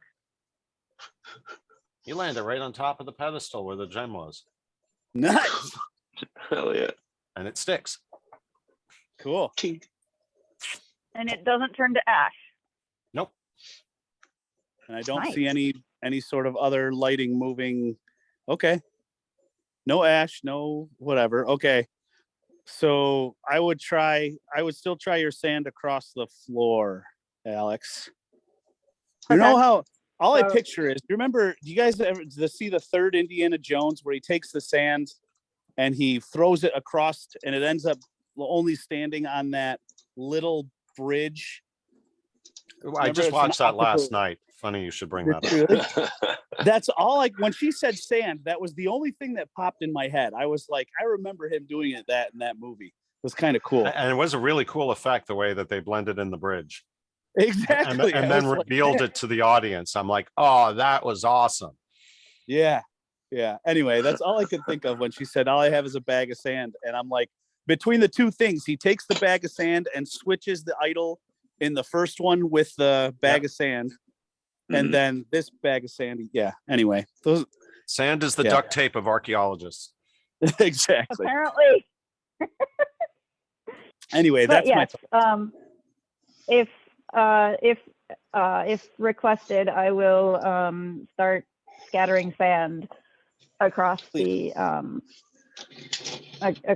floor, and I will probably just float along and just toss sand around the room, pretty much. You sure you want to be in the room when you're doing it, though? Hell yeah. I think the room's safe. I don't think there's anything. The wizard said it was safe. Well, just to be clear, are we tossing I a bag of sand or sprinkling sand across the floor? I'm sprinkling sand. That's what I was thinking, was sprinkling sand. Yeah, like a dusting. Okay. Yeah. So I was just gonna start sprinkling sand and just, casting like salt on a concrete surface. Yeah, pretty much. And I was going to float so that, if in fact any of the floor is an illusion, I'm not going to trigger it by falling through. I'm just going to watch the sand not stick to the floor. That makes sense. I was thinking about if it had any sort of sensory stuff, but yeah, that makes sense too. You want to show me the path you're floating?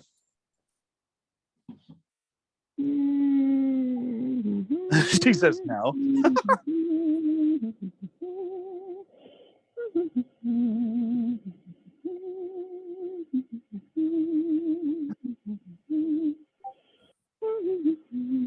Oh, wow.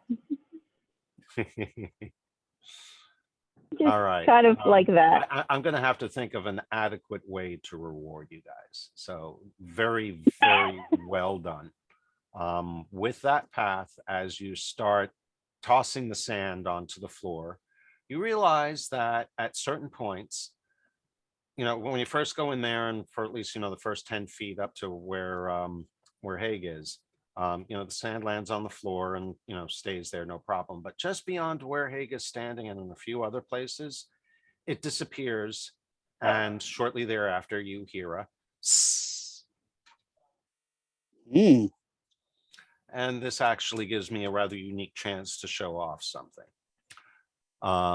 As I mentioned, I was messing around with the map settings on here, and I actually put on an entirely different layer, which allowed me to do this. Ooh. Oh, cool. Nice. So yeah, as I discover that some places are holes, then I'm going to be a little bit more careful, and I suspect I'm eventually going to run out of sand before I have attempted to sprinkle a safe path all the way across. So I'm that going probably to is a good presumption, but we're going to say, for the sake of argument and game flow, that you have enough to discern the correct path out of there. Awesome. Basically, to the right would get you to the gem, but to the left is the way out. And in case you haven't, we already got the gem, so all we need is the way out. Right. And in case you haven't figured it out, the area beneath the illusory floors is a pit of acid. Cool. Yep. Hold on 1 second, folks.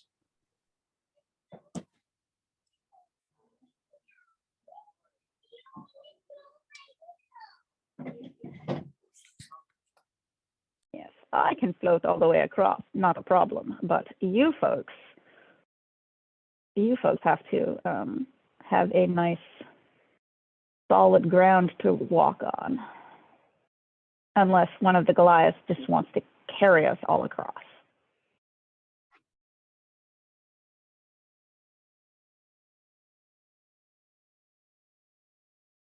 That's an option.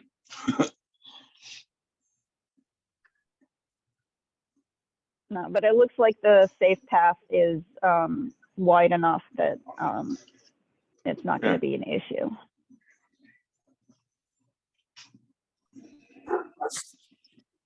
I don't know if there's any reason to have to carry anybody. I think that's the basis of the trap, right? I think we're good. Yeah. No. Wow. I just, You know, I was almost tempted to be really lazy and turn myself into a weasel and do that, that child thing where they open their hands like to be picked up.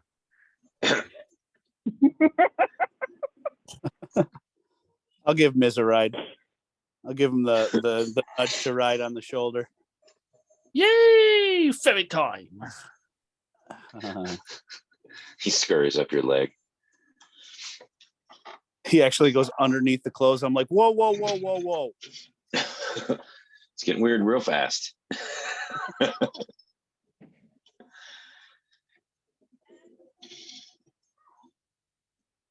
All right, we got to know what's in the next room here. Yeah. Oh yeah. We are waiting on our DM, I think. Yeah, I'm back. All right, so Kayla, you have the ring, so I'm not too concerned about you. What the heck did you turn into, Miz? Is that a turtle? I know. I turned into a weasel. Weasel, yeah. gotcha. And I'm being carried by life. I'm being very lazy as a druid. All right, so as I said, Kaylee has the ring on. I'm not too concerned about her, but Vague and Haig and Varric,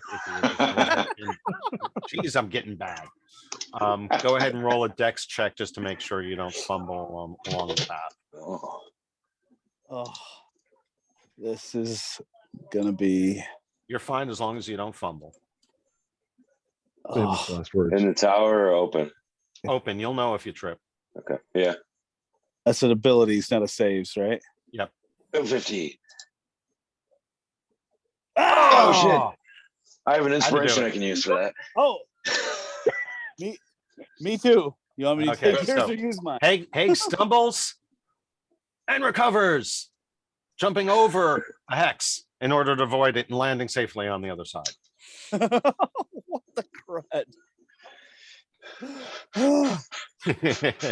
There's been a lot of talks between Sherry and I about the referee curse in some of those games. There's been a lot of games over the last couple of weekends where they're like, they say something and, oh, this hasn't happened and such, and then it happens.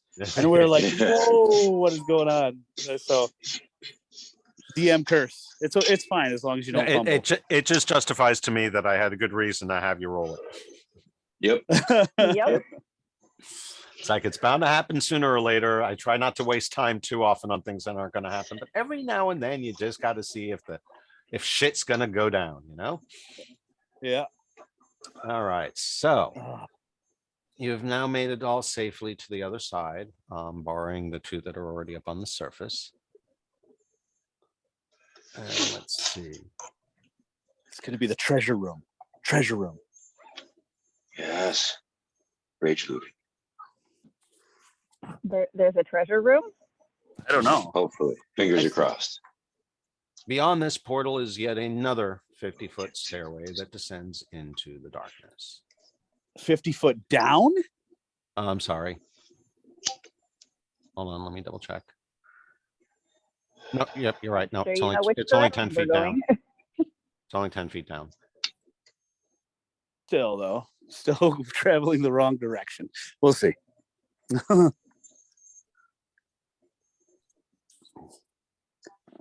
All right. Well, I will float forward cautiously. and see what I can see.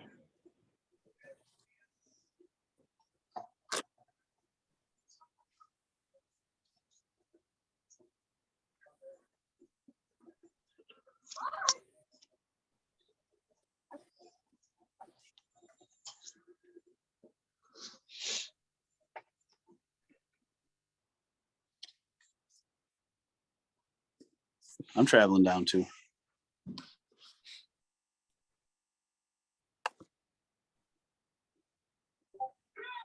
And guess what? Your beloved DM did manage to miss the third trap in that room. Oh boy.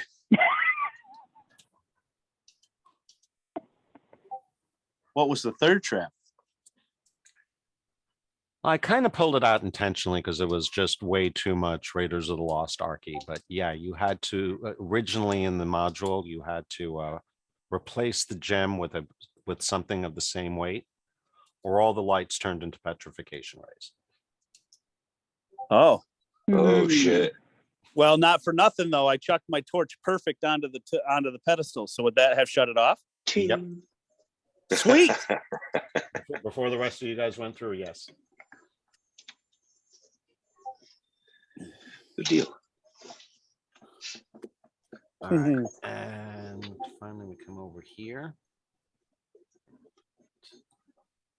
And you uncover this room.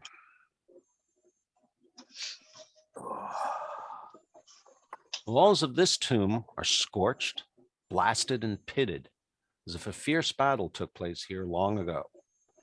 Rusted weapons, scraps of cloth, and other junk are scattered across the floor.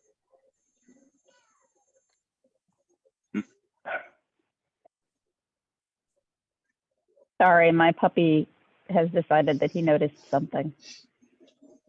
Everyone must know. Yep. That's all. So it's just scattered stuff. Yep. No apparent egresses and a lot of junk on the floor.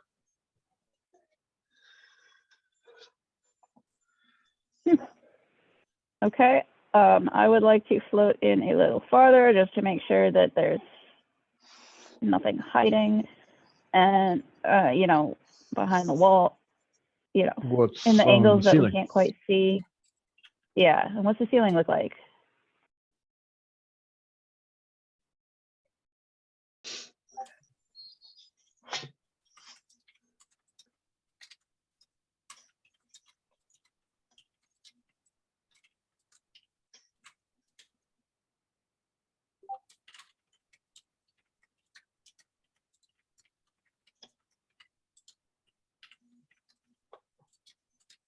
Anybody? Bueller? What? What's the ceiling look like? The ceiling, sorry, I didn't catch that. Pretty much the same. I mean, obviously there's no junk on the ceilings, but the walls are pretty much scorched like the rest of the sandstone walls and floor. There's nothing like an opening or anything where this junk came from. Nope. Nothing that's obvious. So start Okay. searching for secret doors, traps, etc. And just to Yep. note this while you guys are doing your thing, once Redrith gets the dome created, he settles in and starts practicing the gestures for his scroll of Odaluk's Resilient Sphere. It's a level 4 spell, and it will end up taking 2 hours to, practice it, but he's just starting on the learning the gestures and whatnot, so he can copy it into his spell book. Solid. Cool.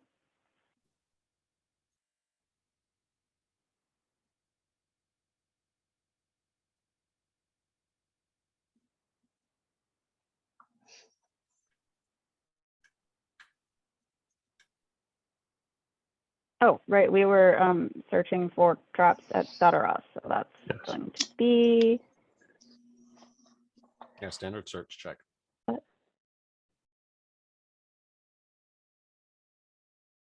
it's going to be that. And I am trying to avoid like standing on things until I've inspected it and determined that it's as safe as far as I can see.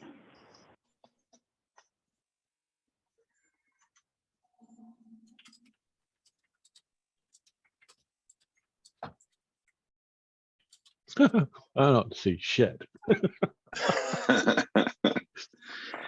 We ain't found shit. Yeah, I was gonna say we ain't found. Freaking awesome. Indiana Jones and Spaceballs references. Perfect. Oh, yeah.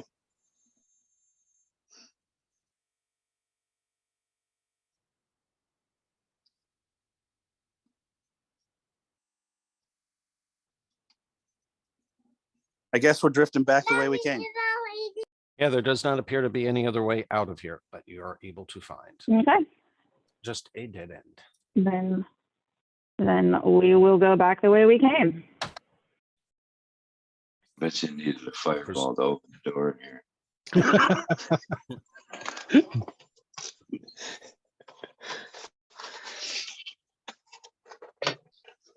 Yeah. Does that mean another dex check in the Ruby's room? Probably.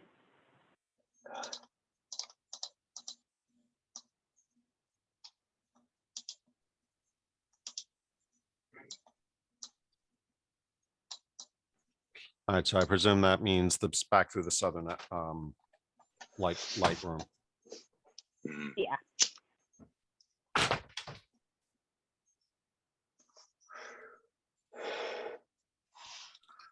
All right, now dex check will not be necessary. I think one is enough. We had enough fun with that. You were smart enough to find it. You shouldn't fall face first into it. Well, one can hope.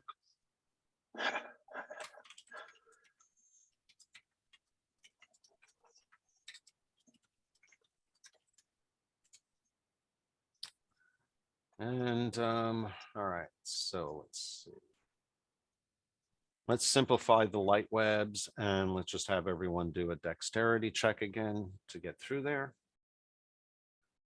Bark's gonna misty step across the room. That works. Way to avoid it.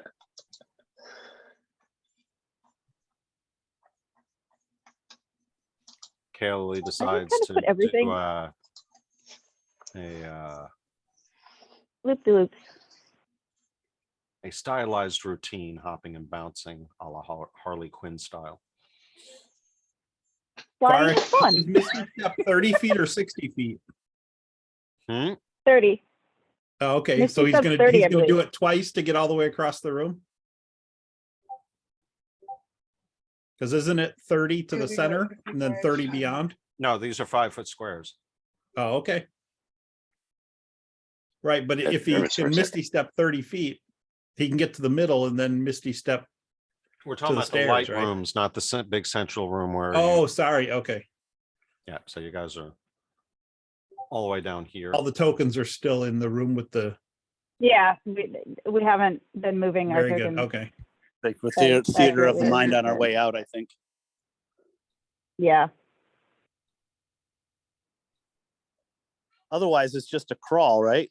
If he misty steps, it's one thing, but we're just crawling practically, right? You have to get through the most dangerous ones. You're probably just like, yeah, let's just do the stomach slide. Yeah. Yeah. And this is a dex roll again, right?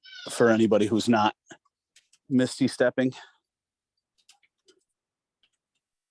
That's what we just did Okay. across the light room. That was Okay. the dexterity roll. I still need to do one, so there's a 15. I'll Ah. take that.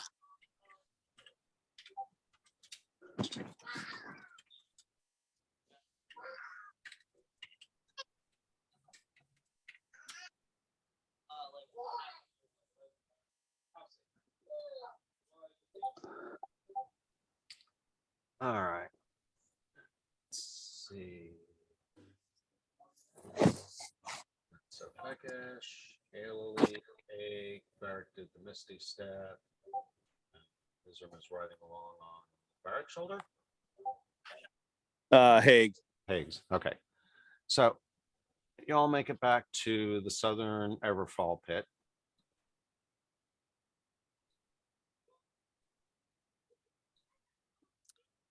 Was the And ledge right above the other ledge? correct. And how tall was the difference? 50 feet. 50. Okay. But It's there is not like no good place to anchor a rope, so Yeah, Well, I can just do the flying thing again. for lack of giving too much away, which obviously we're not doing, but you can have one of your Goliaths serve as an anchor and then just have him float down. yeah. Mhm. True. But we know how to get down in relative safety, so it's not Yeah. not really a huge problem. Redriff needs some time for his, spell work anyway. So we can just take our time, do it safe. We'll Superman everybody down. And then we did talk about circumventing the bridge, correct? Yes, there was a side passage behind one of the hidden doors that we'd found.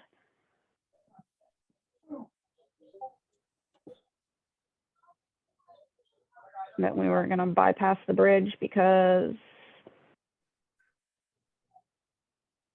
Good Lord. yeah, just because. Hmm.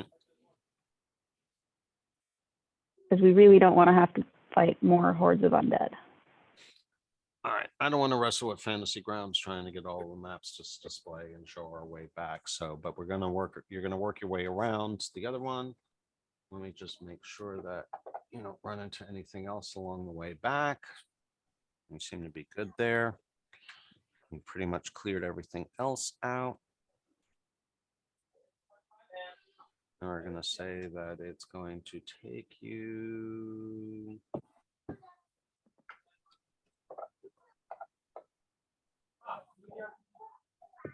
a little over 15 minutes to get your way on out. So Okay. about a half hour later, just before high noon, you make your way back out of the pit underneath the statue. Redrith is recuperating, so Shadal is actually the one that notices you come out of the pit and, not fully understanding how the hut works, just walks out to greet you and welcome you back up to the surface. Okay. Sweet.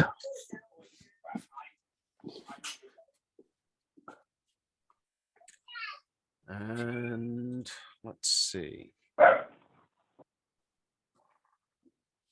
Silly puppy. I love my silly puppy.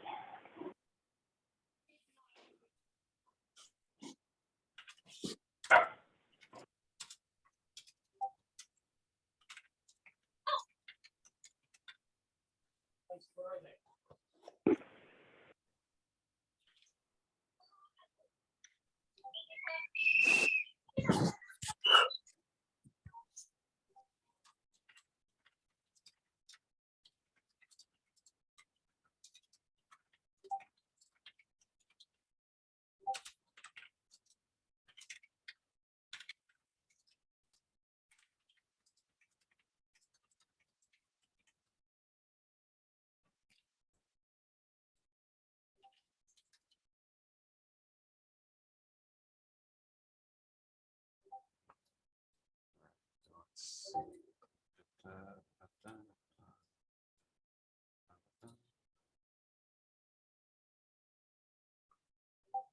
Where does that put you guys? Oh, ouch. Hey, Kaylee What? and Haig, you are both 81 points away from next level.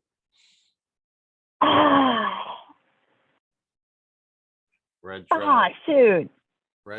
and Mizram just a slight bit Redruth, Mizram, and Varric just a slight bit more, and Feckish about another 100 or 200 points behind.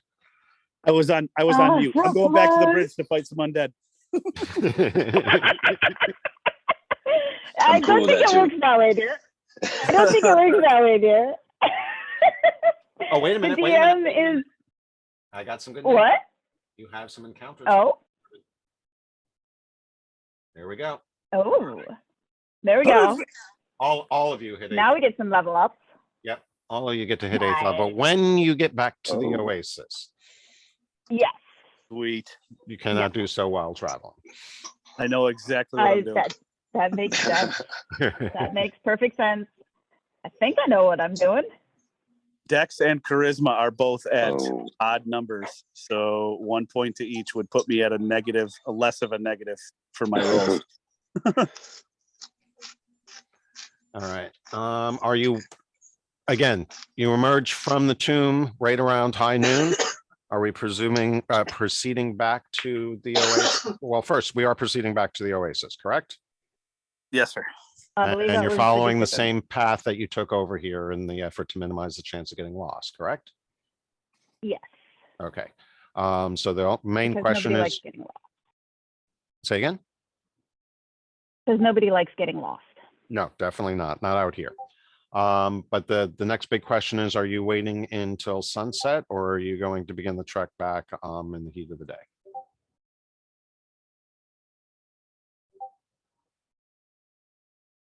That's not really my call. Oh, My Well, we have recommendation been is that sticking- we wait. We have consistently been sticking to night travel. yeah, it Yeah. can make sense. The reason why we'd be doing that is number one, due to the heat during the day, and number two, due to we can use stars to travel better during the desert, during the night. I think that would be two reasons why we were traveling during the night, right? I think if my brain would function. You just see me on Haig's shoulder with my weasel-sized star gazing towards and navigating. It's the Christmas star. We will find the wise men there. Okay, you guys do have a camel available for Shadala, so she doesn't need to ride with anyone. Unless someone is planning on making moves on her. But she is betrothed, just as a reminder. And we're waiting for nighttime, so that means.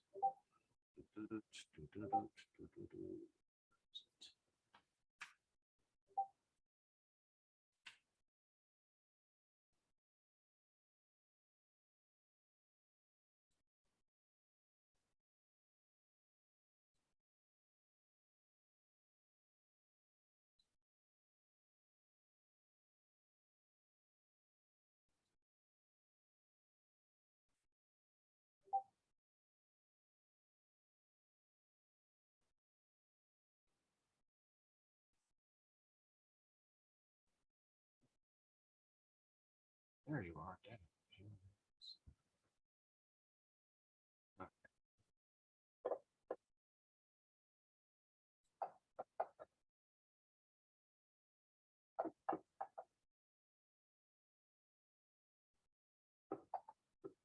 Oh, there's some consistency there. Ooh.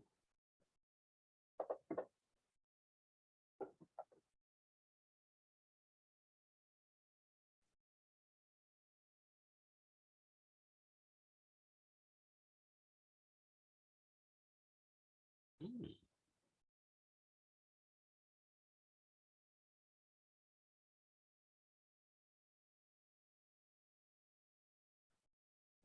Interesting. All right, so you guys travel for another night or two. We did agree to wait until sunset, right? Yes.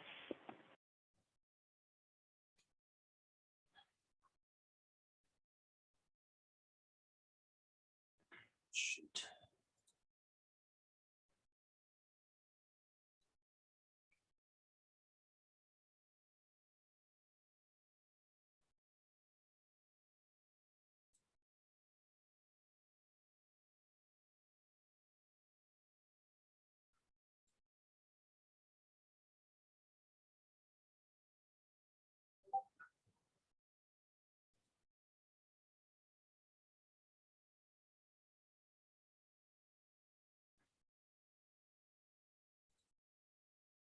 All right, so we update the date.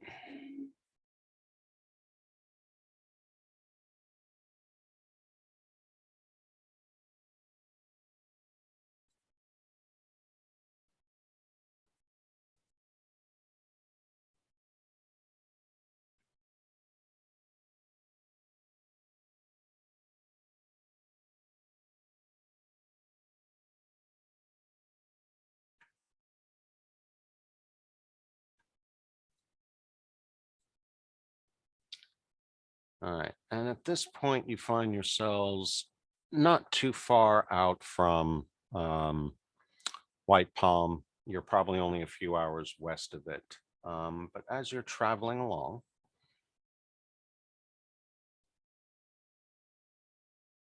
whoa, what the hell? All right, so apparently they've changed the functionality on the party sheet for the marching order. So if everyone can go ahead and Yep. set themselves up and how you are traveling. Keep in mind that we're heading east, so you'll be facing right.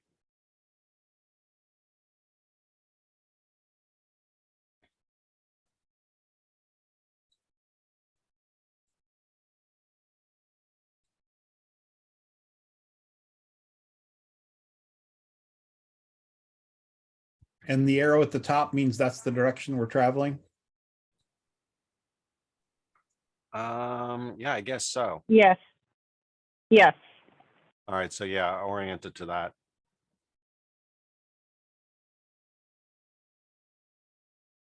Yeah, they made that change a bit ago. It's so that you can drag. If you've got a party sheet formation set up, then when you drag the green helmet onto the map, then it puts you in that formation. What map are we looking at? At the moment, we'd be on the main desert map, but I'm gonna fix that in just a second. Okay.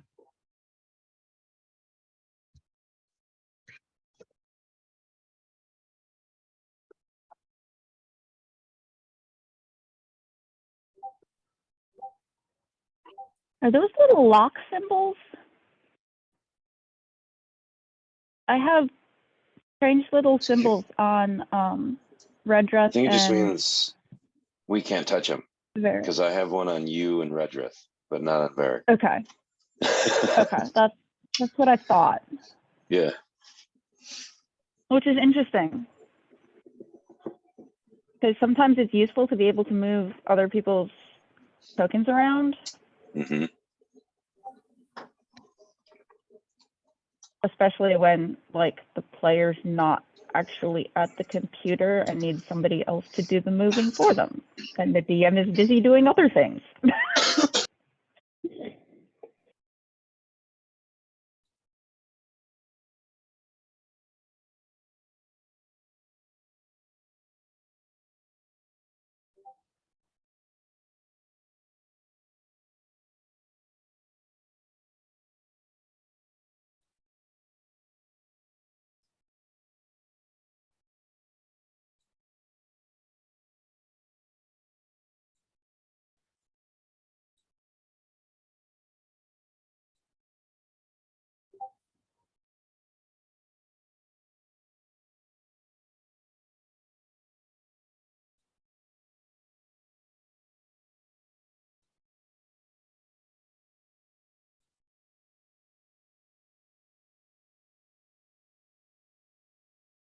Sorry about this, guys. Just give me one more moment.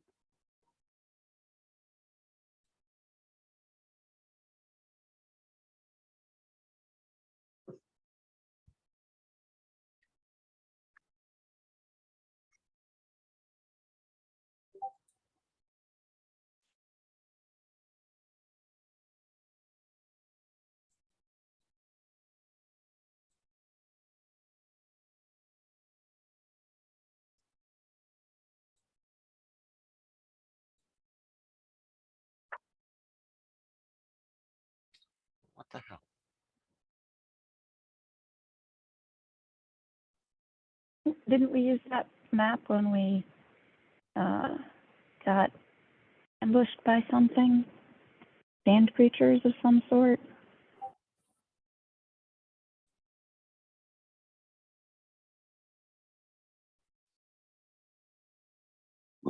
Looks like spiders are back on the menu.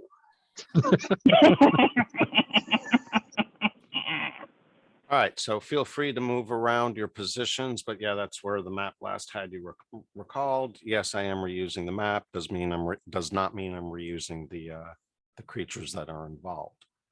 Of course. But that being said,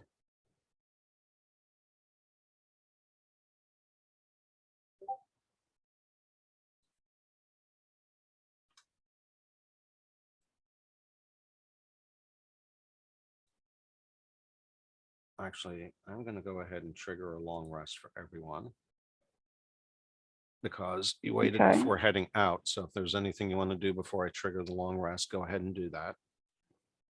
Yeah, and it looks like we've been, according to the timestamps, we've been traveling for a full day. Because at the beginning of the session, it was Well, the you left, 19th? it was the 19th.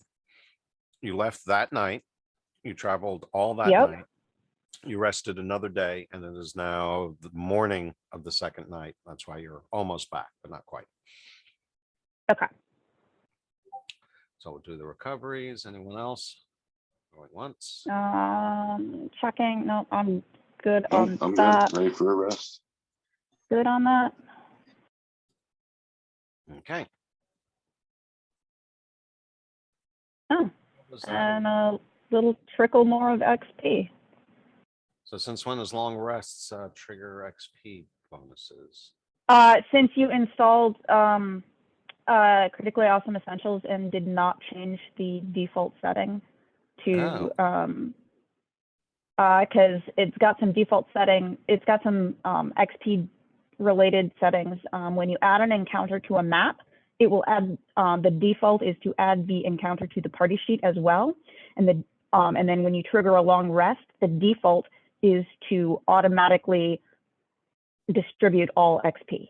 Interesting. Okay, so I'll have to fix that. I'm not going to mess with it right now, but that award you just received is presumably for the encounter you're about to start.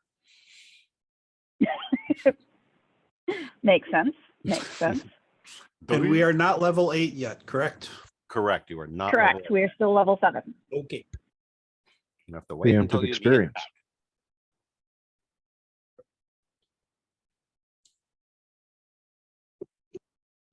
All right.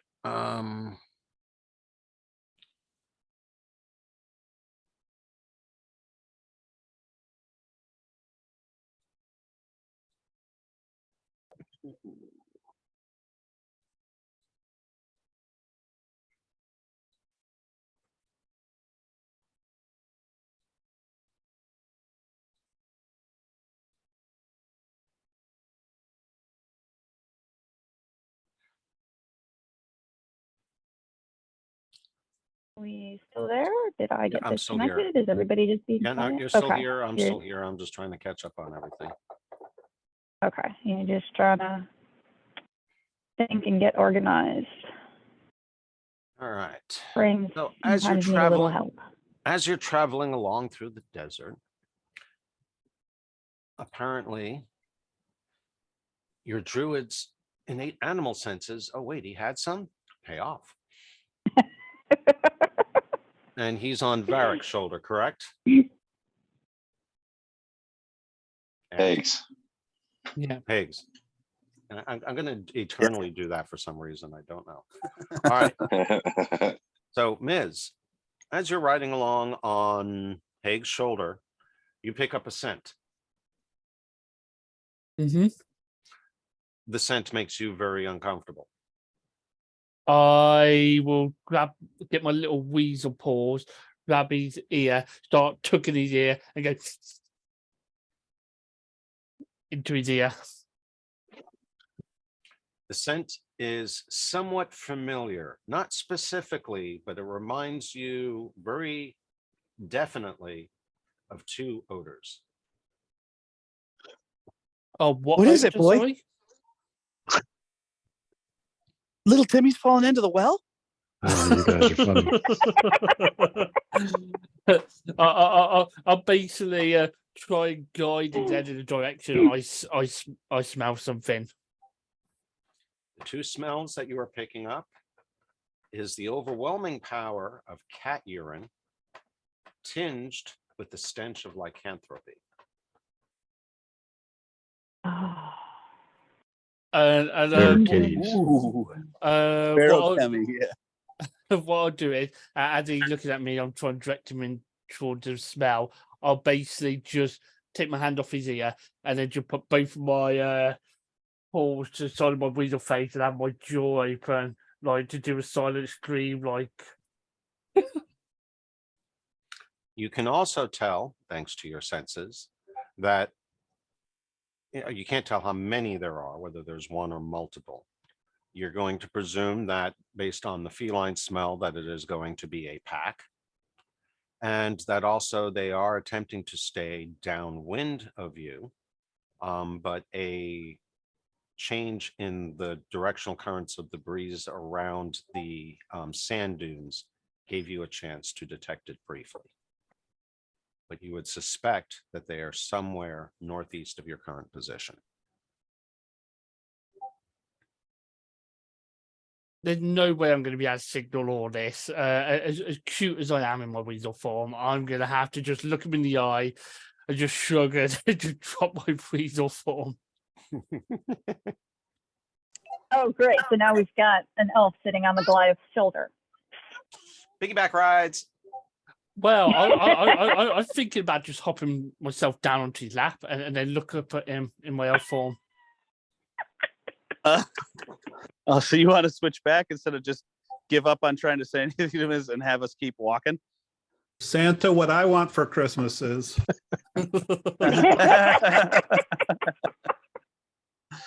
Nice.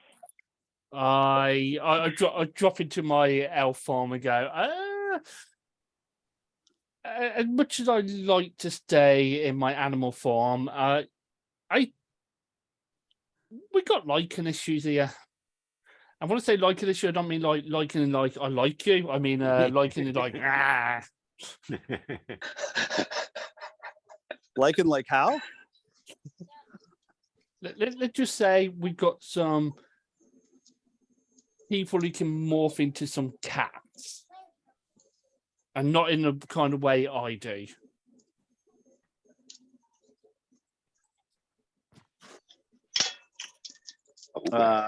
You know the kind? Fecus is next to me. Just turn to Fecus and be like, do you want to fight or do you want to avoid? At this point, we don't really have much of a choice. At least we know we're not going to be surprised. Okay. You know, I mean, we can continue on a predetermined route and see what happens. If they attack us, then we'll defend ourselves. Last time we had some camels kind of take off, so we should probably stop and tie them together so they can't go anywhere. I think we need to invest in attack camels on our next adventure, but that's a different story altogether. That is definitely on the plate now. Let's raise war camels. Sweet. Okay. I look up ahead and go, list.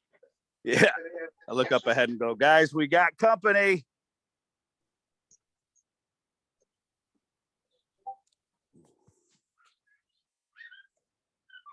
And tie the camels together. Well, currently we're heading southeast, so if they're northeast, actually, you're coming around the bend there and trying to head east. So basically, okay. Kaoli as the lead is heading in the direction the rest of you are following. I'm just not turning the camels around. Right up. Actually, it's not that hard.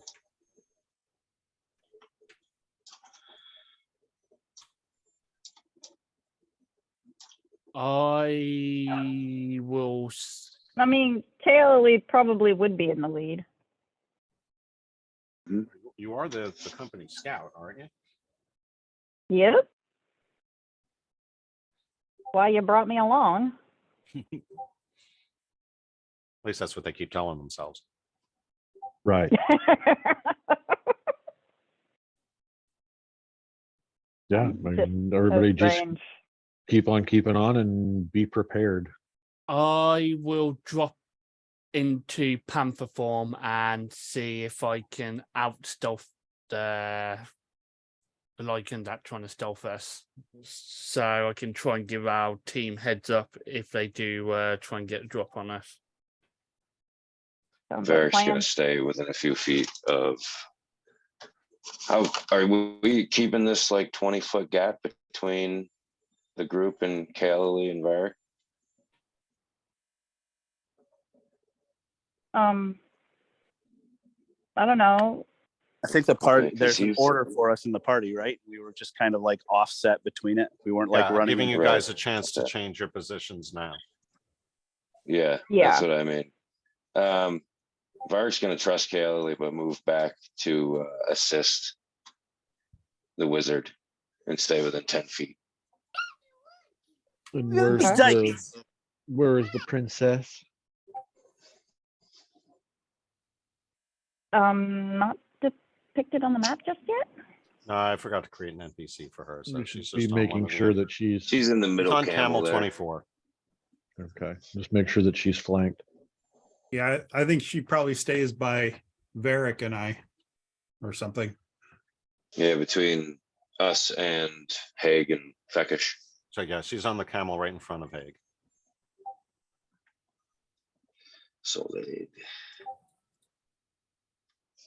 To be clear, as soon as danger is mentioned, Redreth will hop off his camel and be ready to face in the direction, whatever direction it might be coming from. If you said the northeast, then yeah, he kind of uses the camel a little bit for protection and just is ready to cast. Makes sense. Yeah, All I right. think If you would Kaylee all- is gonna hop off too because it's a lot easier to shoot a longbow when you are not mounted. This is very true. Very, very true. Though camels can be very, very smart animals. Mhm. All right. With Sometimes that- bolting is what they consider the smartest move. Survival is definitely a very driving force. All right, go ahead and roll initiative, everyone. Oh, nice. Just give you a heads up, I'm not on the map. The heck? Damn it, Miz.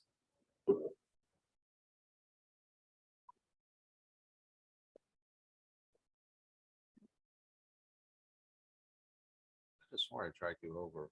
Okay, but oh well. You got to fix that deck situation, Haig. Damn. All right, so.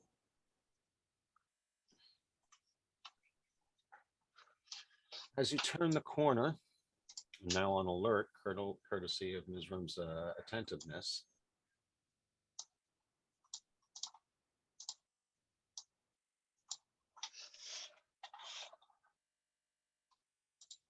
Kaylee sees this charging towards her as they turn the bend.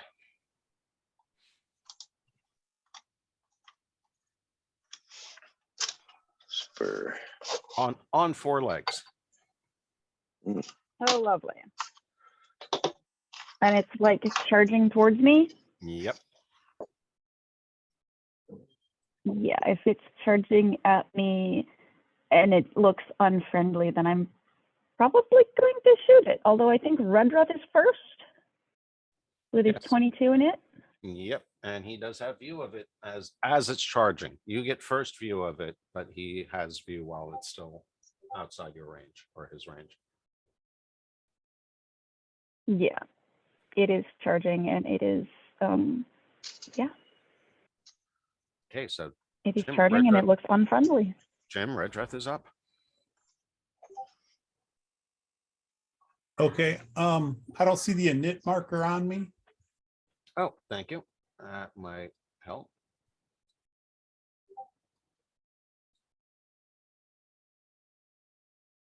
There we go. All right. Yeah, I will start off by targeting him or it and casting a chromatic orb at 2nd level. I think you might need to move a little forward ahead of the camel. Put it out in the way. I don't think I hit it anyways. I didn't. So it didn't matter. I was pretty much hiding. I'm half hiding behind the camel and I just step out to do my thing and then step back. Okay. But I missed with that. It was too low. That's a bummer to blow that spell slot. So basically the chromatic orb, it was a lightning orb, so it hit the sand right near it. And that is about it for me. I'm definitely not going to get any closer, that's for sure. And I kind of step back, hiding behind the camel. Well, you do notice that the ground became very reflective where it hit. Right. All right, Kaoli, you are now up.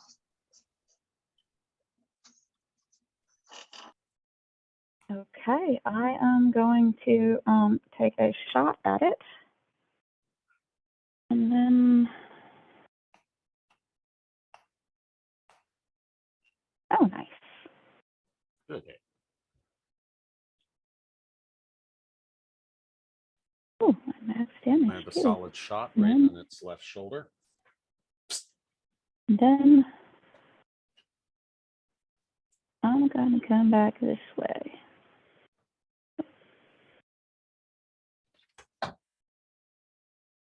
Because I'm much too exposed, and I'm going to, if I can, I'm going to give a tug on my camel to, just give a tug on its lead or something to let it know that backing up would probably be a good idea, and this is the direction I'm going. And that is my turn. Okay, Ms., you're up. Right, I'm You don't see them yet, though, unfortunately. yeah, That dune just to your east is kind of still blocking your view. So, but if you're going to head over in that direction, that does bring him into view. yeah, I'm gonna try and move in to intercept it and let me just check my movement, make sure I'm doing something right.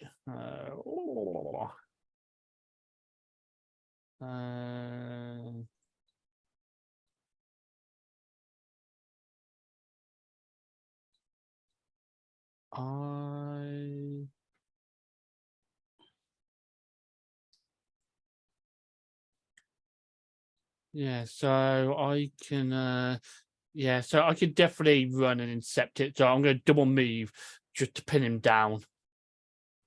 And then but I won't be able to do anything on this turn. Okay. I'm just checking to make sure I can't, because animal form had some weird stuff.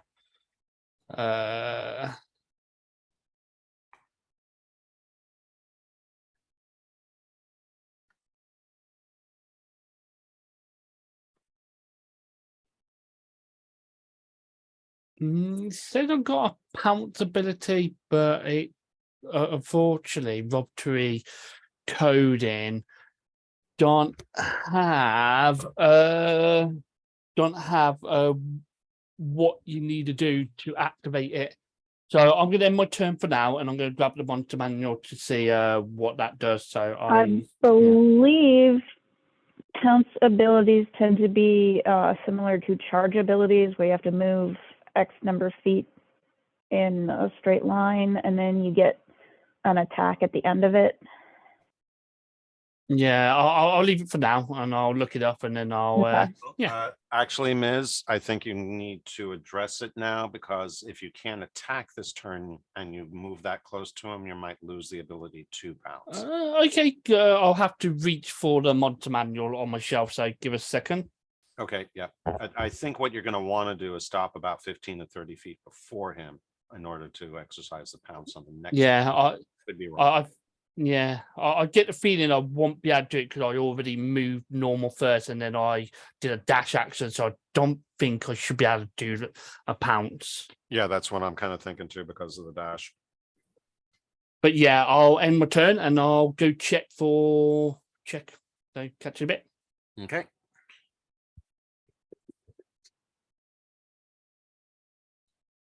Now let's see.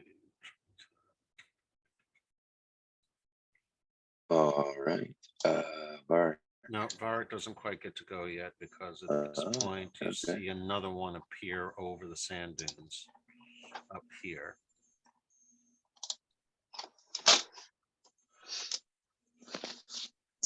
And it comes up and is gonna attack Ms.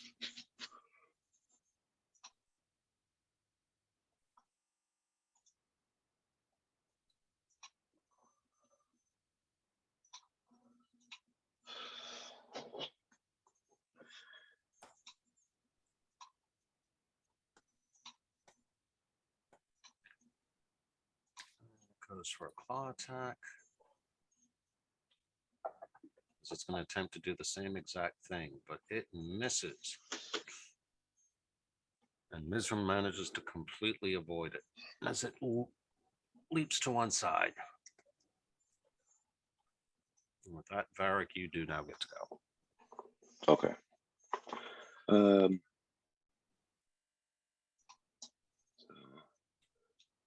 We're 30 feet. How far away are they?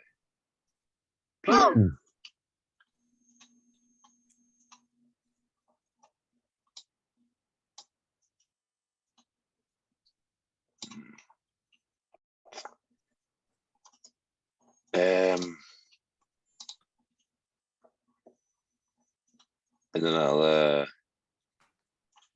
shit.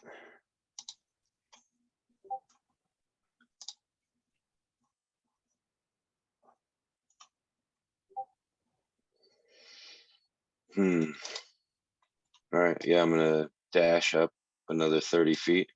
Why did it stop? Yep. And I'm going to Hunter's Mark. Oh, is it targeted? Yes. The one that attacked Mizram. Okay, that would be 29.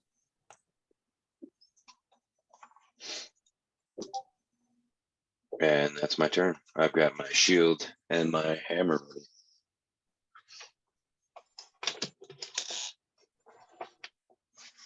And that's me. Okay. I'm also staying unactive. Now number 12 is going to attack. I'll drop the pounce rules in chat so you can read them, so we all know. Yep, like I said, you want to leave yourself at least some distance beforehand. So the one that just came closing in on you attempted to do a pounce, but he didn't land the claw attack. This number 12 is going to attack you, but he's not going to be able to try the pounce because he's not at the charge. But he is going to try to bite at you. And it looks like that hits.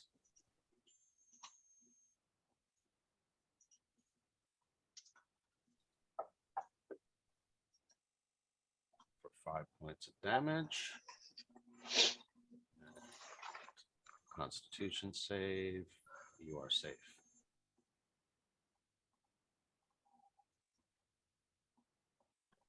That takes care of his turn. Vekish. Ready action, defend the princess. Okay, probably a good idea.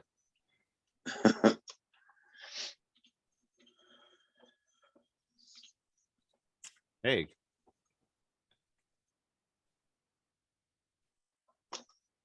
Oh, how did my camel get with me?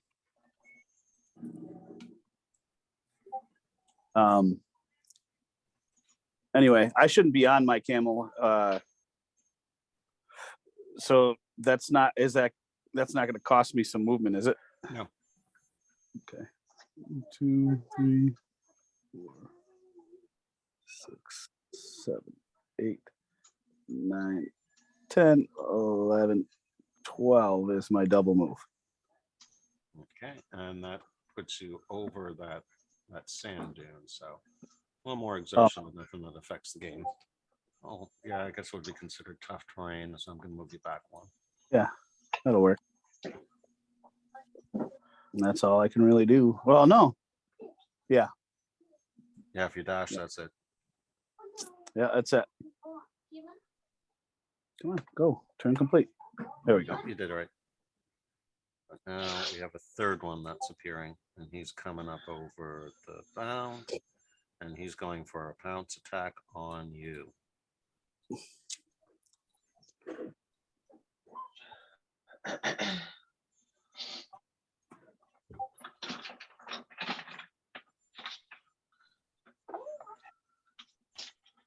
Oh, he gets a hit with the claw attack.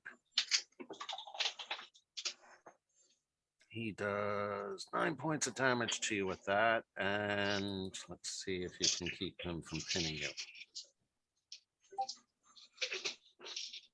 By 1 point, you keep him from knocking you prone.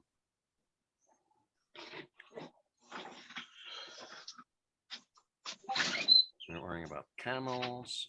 Camels. Joe go away, and we are in round 2. Redreth, you are up first. Okay. Let's see here. Well, actually, I got a question for the party since we just started round 2 and we have roughly 10 minutes left. Do we want to finish round 2, see if we can finish this combat, or do we want to call it now or after this round and finish the battle after on our next session? I say let's call it shortly. I'm having focus issues and my parents texted me and I need to respond to them, so. Gotcha. Yeah. But I whatever's can't do that and That's focus on the We game, so.